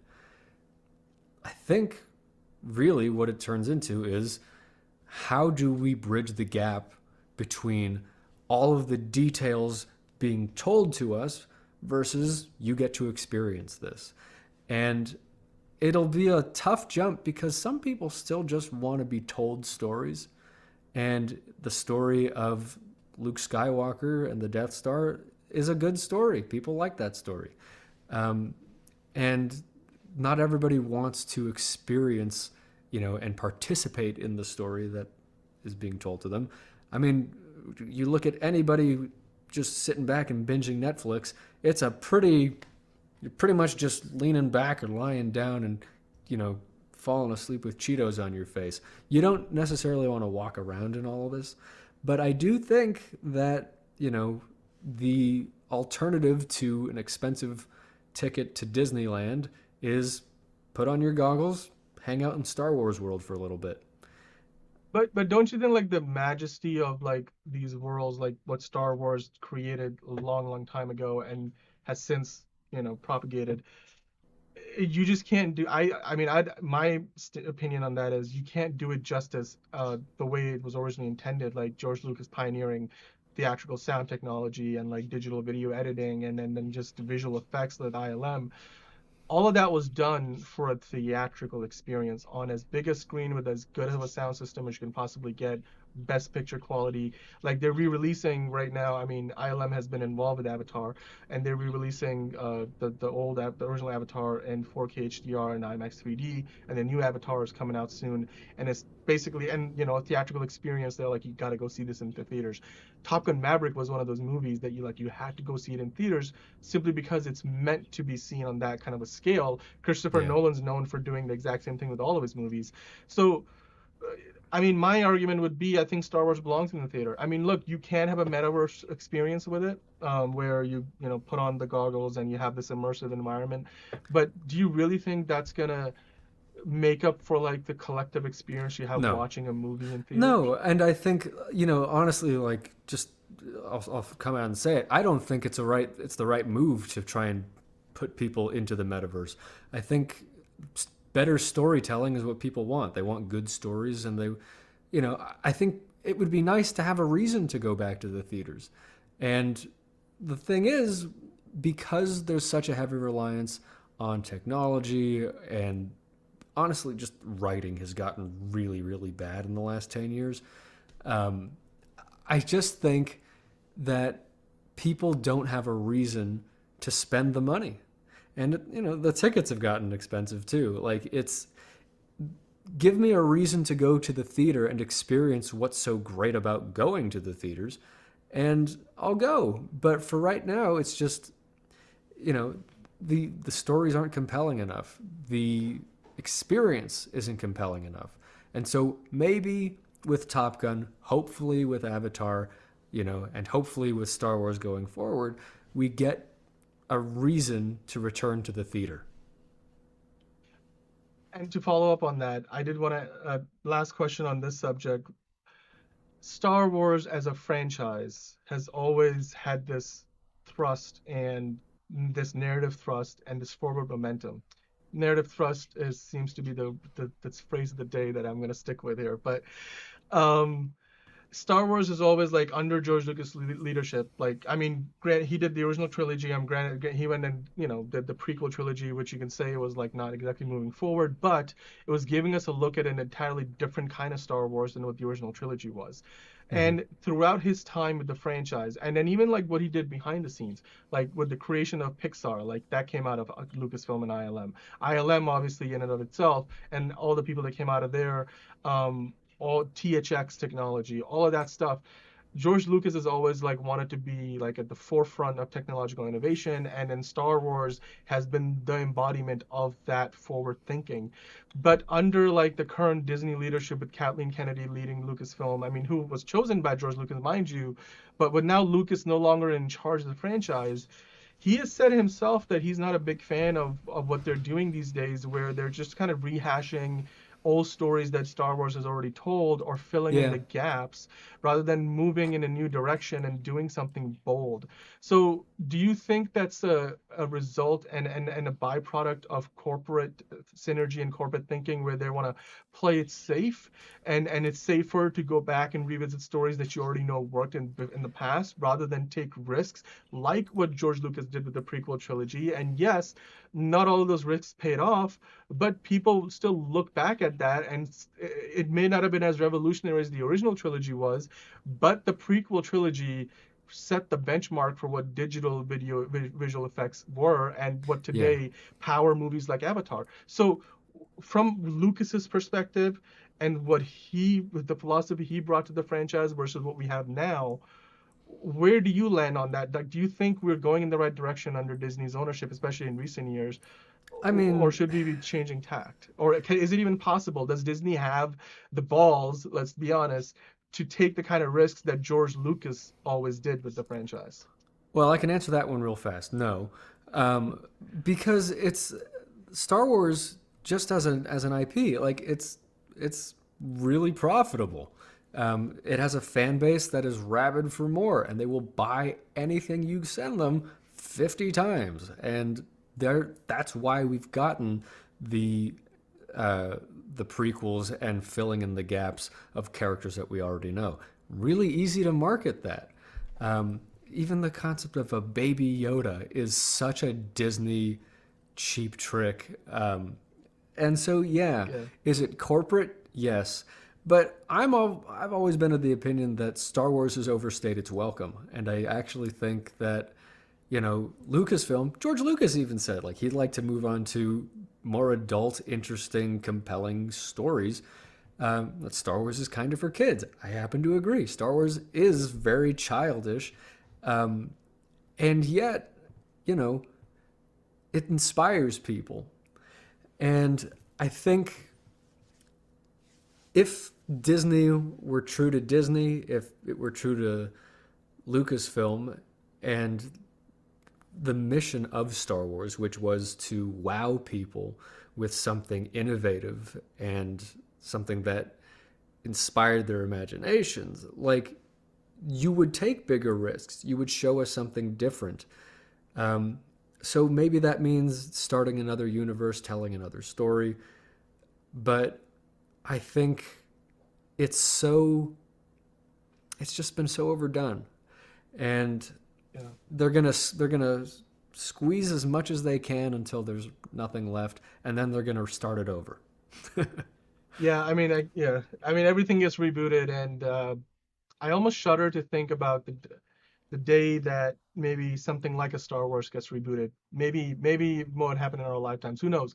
Like I, for one, I've been watching that Light and Magic documentary on Disney Plus, which kind of chronicles the early days of the ILM and how much of an influence Star Wars had on even like all the big, like Steve Spielberg, Ron Howard, James Cameron, like these guys who were the titans of the industry, and the influence that it had beyond just the people like that you see walking the red carpet, and the people who are doing a lot of the hard work behind the scenes, and how movie technology, like we talked about before the show, Photoshop, Avid, Pixar, all of these things came out of those. I think to me that is more important than even, like you said, like the franchise at the end of itself.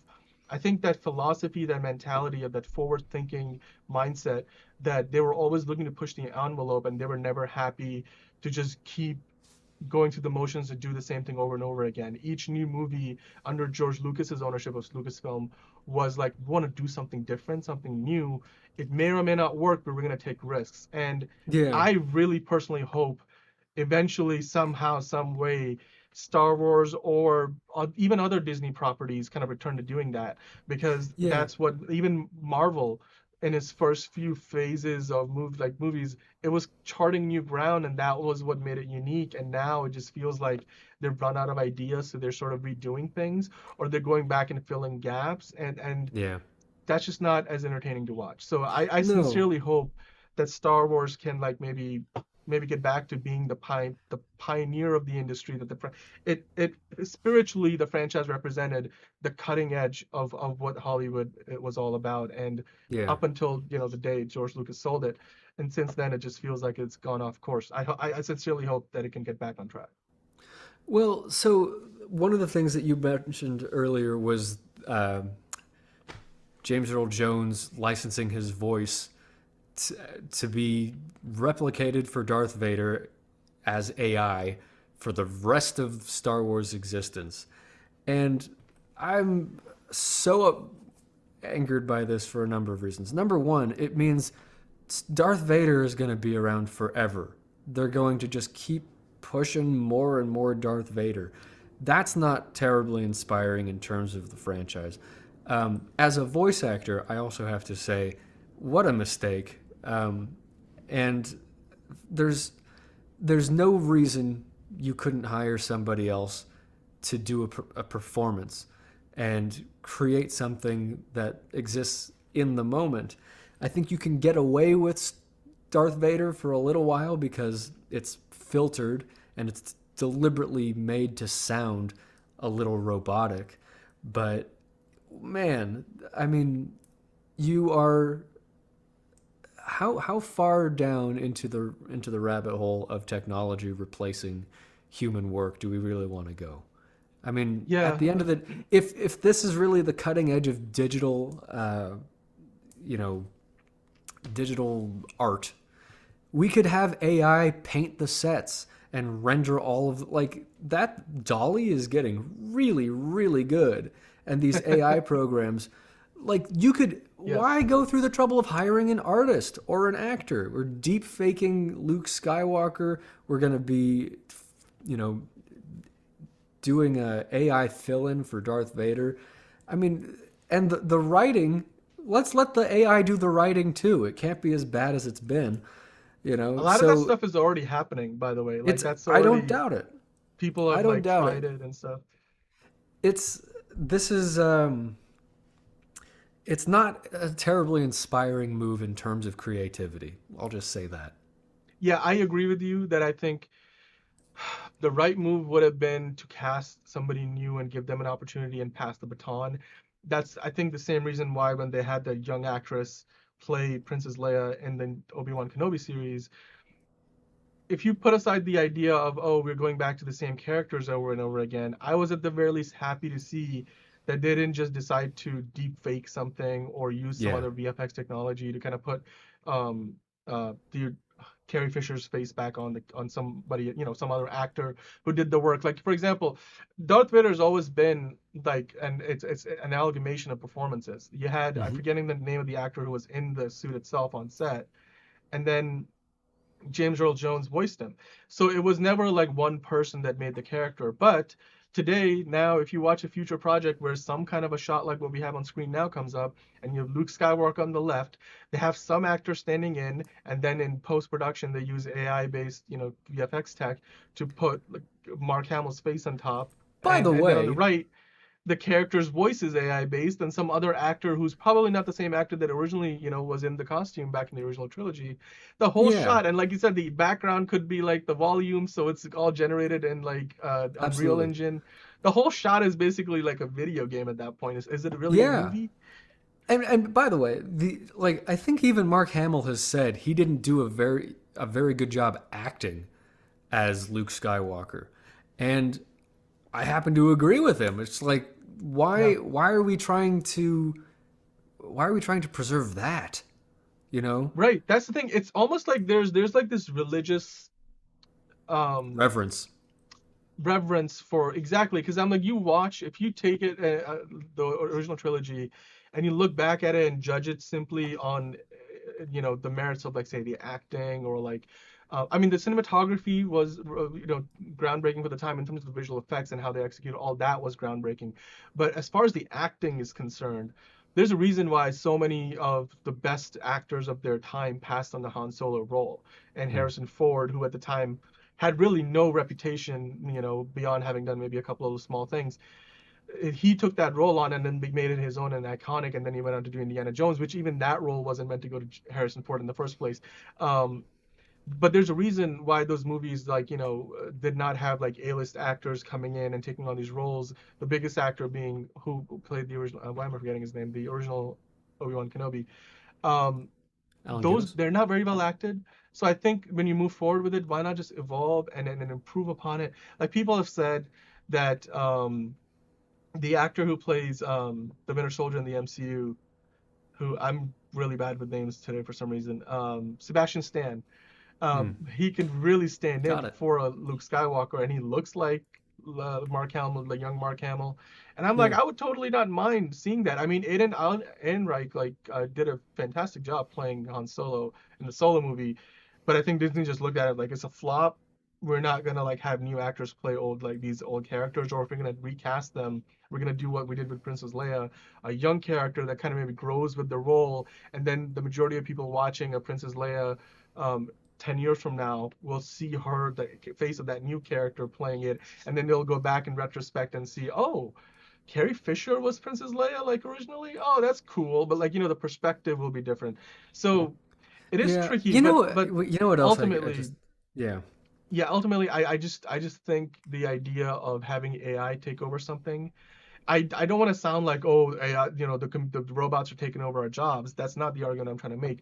But when you're making art, and movie making is an art form, I think it's always a better idea when you can like hand off something like like a role in a movie, like an iconic Yeah. role, from one actor to a new generation, and pass the baton, and then let them do something new and different with it and make it their own for their time. Well, and to piggyback off of that, it's like this is something that's infecting not just movies and television, but music. And anytime you can automate something, what you're doing is you're cutting other people out of the process. And I think that's part of what's so alienating about our culture right now is that everybody's sort of in it for themselves, trying to prove how much they can do alone.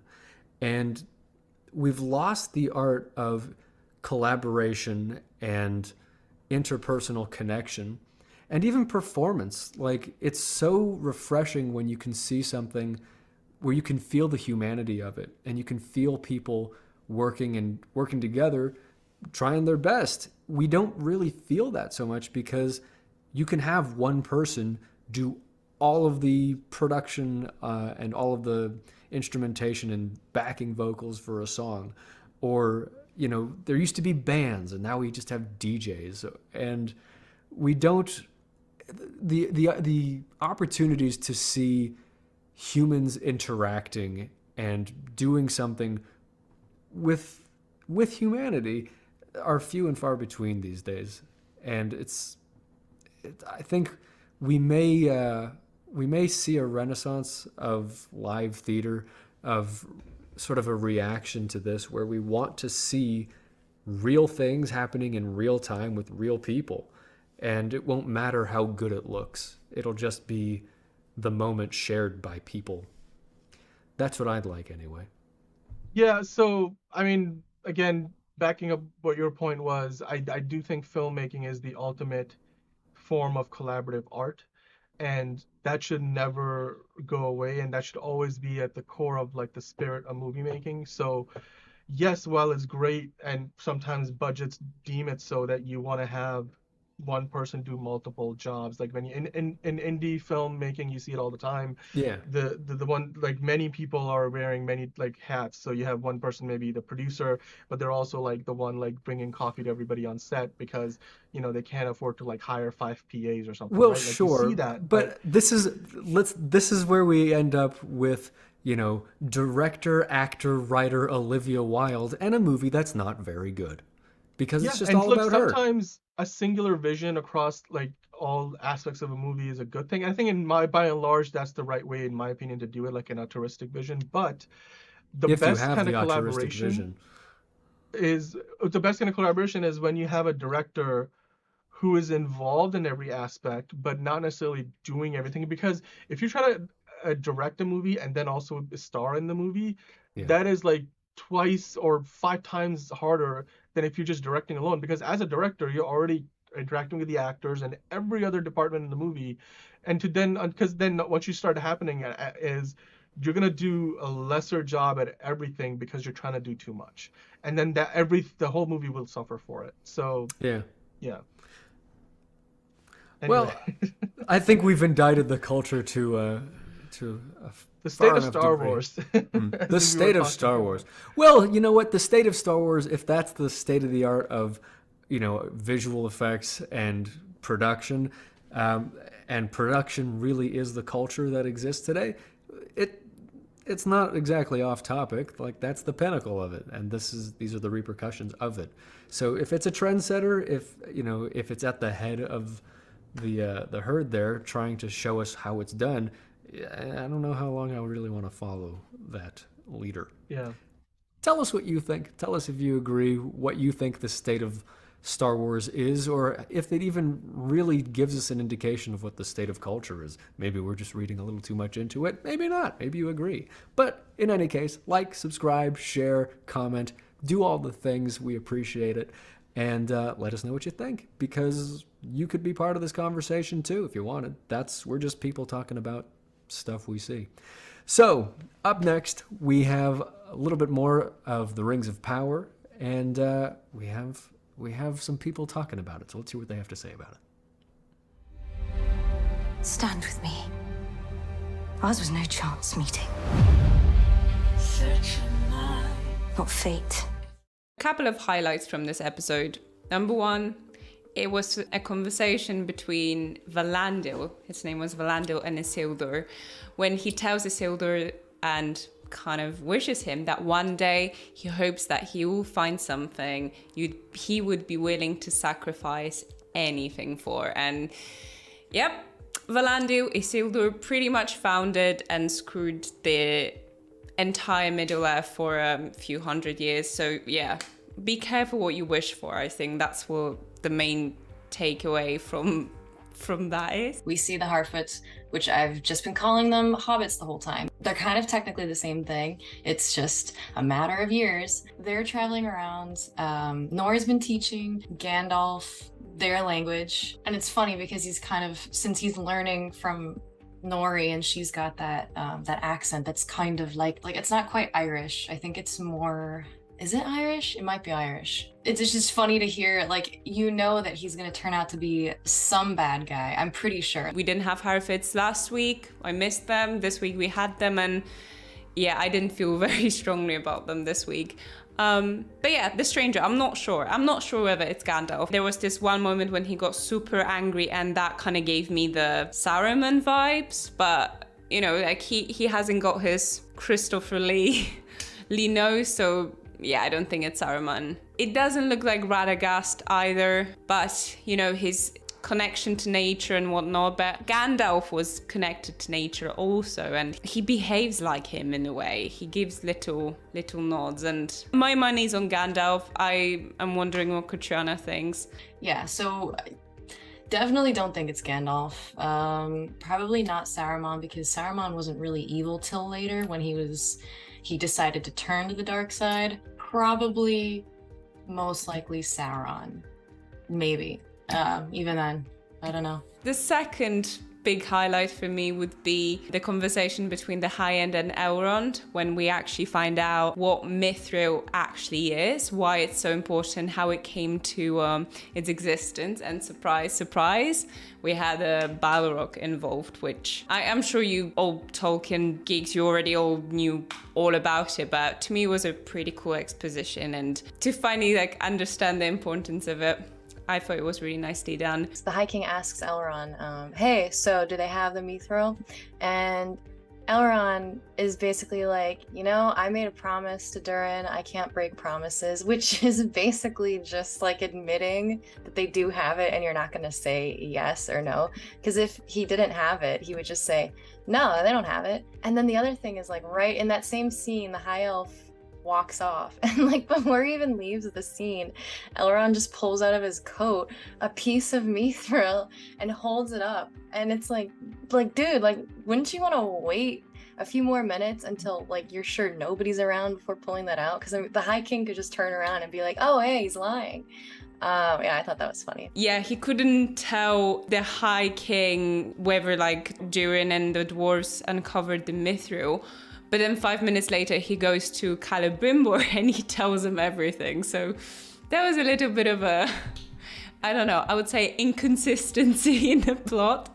But yeah, it worked out for the best, because Elrond took that knowledge to Durin, and Durin was the one who made the call, I suppose. Elrond just keeps delivering. I keep saying this, but every time Elrond and Durin are on the screen, it's actually guaranteed a good sequence, good writing, good scene, good purpose as well. I feel like these are the only two characters that have real purpose and just drive to be where they are. I think the Arondir and Theo's mother storyline is probably the one that really drags for me. I know it's supposed to be one of the most important segments that is tying in together the orcs and that evil elf whose name I forgot. Half of their village just ditched them to go side with Sauron so that they can survive. And I don't really care. I feel like they could have found a way more interesting thing to progress this story. They could have given them personalities. I don't know. Yeah, like speaking of zero drive, is the Numenor. Like, what the hell is going on there? We're actually at war, and they taking another episode to talk about whether they should sail out or not, whether it's a good idea. And it's like, I swear we had this conversation last episode. Like, why we keep deciding? Yeah, I keep saying this. I'm so bored of Numenor. Like, let's just go away from there. And yeah, I'm gonna jump to the end now because I found it hilarious how there were 3 ships. I mean, I did only see 3 ships sailing out to Middle-earth. So that's the Help, I think. But it's 3 ships with what, a few hundreds of men on board? Like, that's not an army that Galadriel hoped for, I suppose. But perhaps it's all about the message she carries. I don't know. But I just thought it was hilarious. Actually, it was hilarious to see the 3 ships sailing out to aid Westerlands. As I said, main takeaway, be careful what you wish for Valandil, because Isildur actually managed to find something he sacrificed everything for. Looking forward to next week, and yeah, let's keep watching the Rings of Power.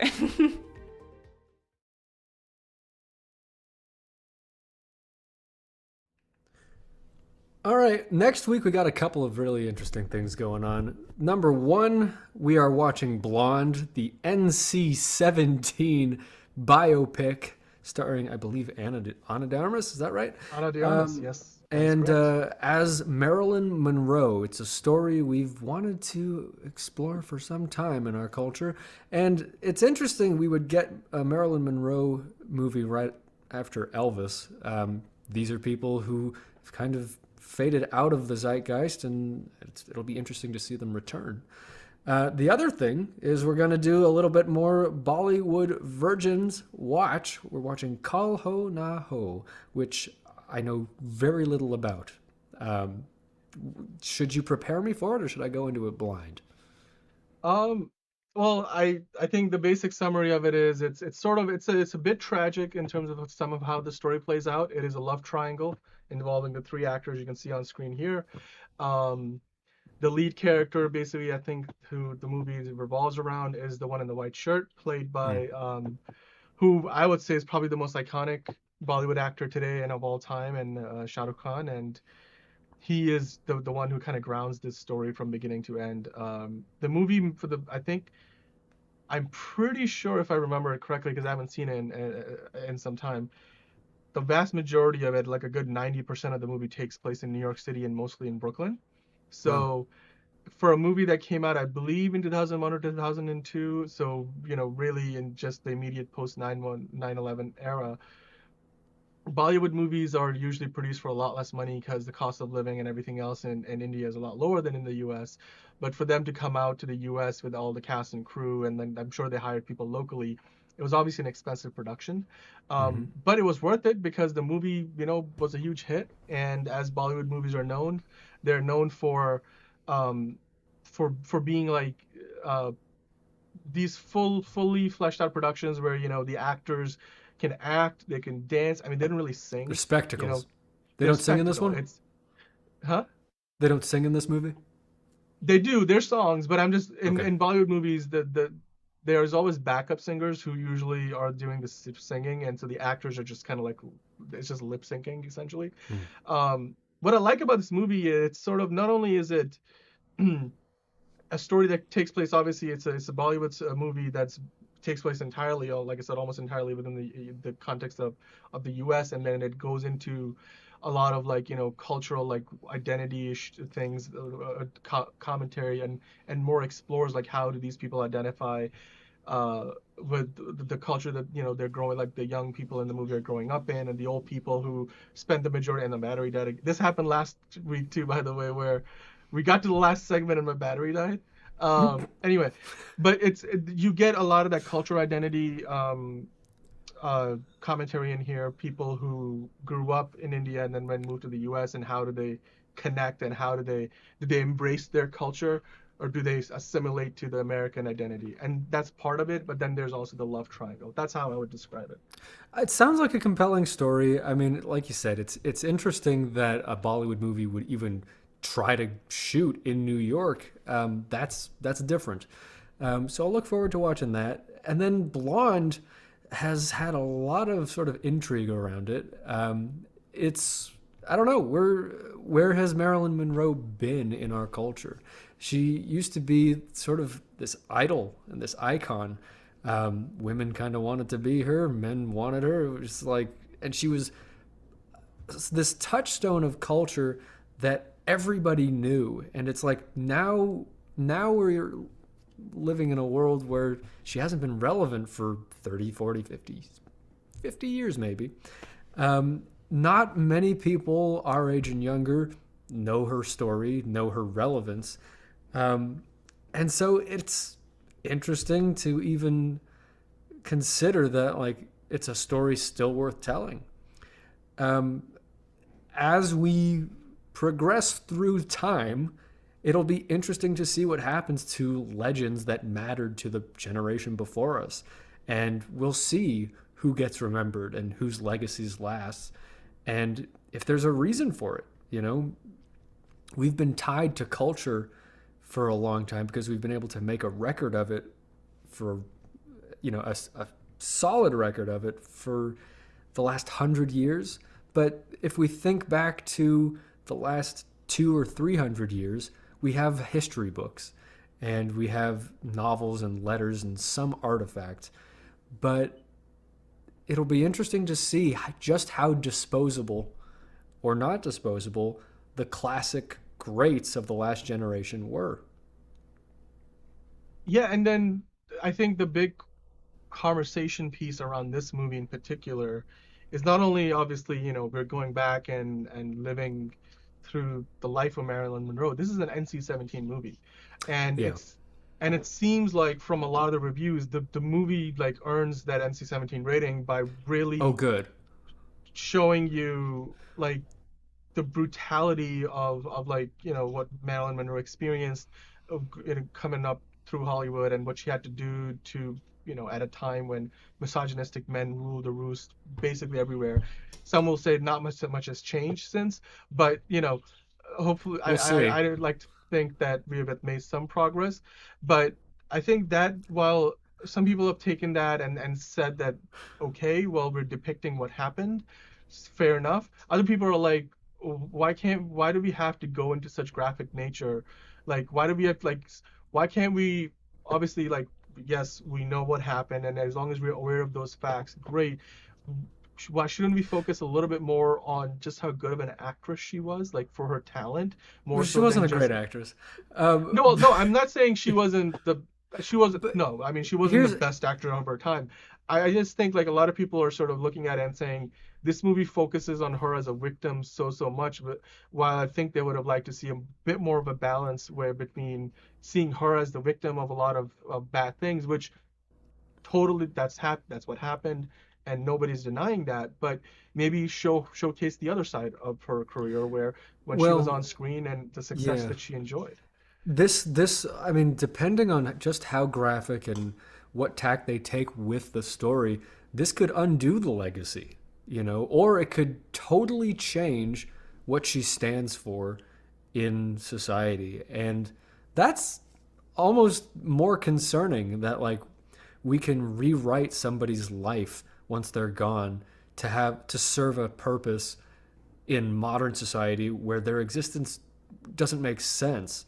You know, she was a product of her time, and to place her story within the context of our time is anachronistic, number one, but it's also like, what are we really going to hold her to the standards of today? It's not a fair way of telling the story. I think the same thing, like you mentioned earlier, would have applied to Elvis, right? Absolutely. It's hard to make that comparison because even Elvis, I mean, even if he held up Elvis as being like the victim of a lot of, you know, the colonel took advantage of him and Elvis always wanted to do right, you could still go and have a conversation with Elvis, the person, and the standards to which we hold ourselves today, in a lot of ways, those would have seemed very antiquated. Is that the word? Antiquated. I'm Yeah. Antiquated. Well, Antiquated. I mean, it's hard to kind of like we tend to think like for example, I think a lot of people would have a very hard time having a easy conversation with John Wayne today. I mean, he's not alive anymore, but like John Wayne grew up in a very different time. He had a different set of beliefs than what a lot of people would say are acceptable today by today's social standards. But it's hard when we like make a movie about people like that, but then the movie has to almost be in line with what is socially acceptable today, and then you kind of tread the line of what was historically accurate and By what's the end, socially acceptable. also like today, almost nothing is socially acceptable. So it's like, I really honestly I look forward to the decades from now when we get to make movies about now, because the standards will either totally slingshot in the other direction, or they'll get much more stringent, and all of the good guys from today will get their stories retold, and they'll be the villains or the victims, and it'll be all wrong then. Yeah, I think it's really weird, hard 'cause to then, trust your legacy with a director, 4 decades after you're gone, more. Yeah, I mean, not to mention that Marilyn Monroe's not around to really sign off on any of this. She can't even go out and like if she felt wronged by something and speak for herself in her own defense, because she's not around. Like with Elton John and when his biopic came out, I mean there's upsides and downsides to that, because some people then want to just keep their image as pristine and clean as possible. We had the problem with the Freddie Mercury biopic, where all of the other members come out squeaky clean. Yes.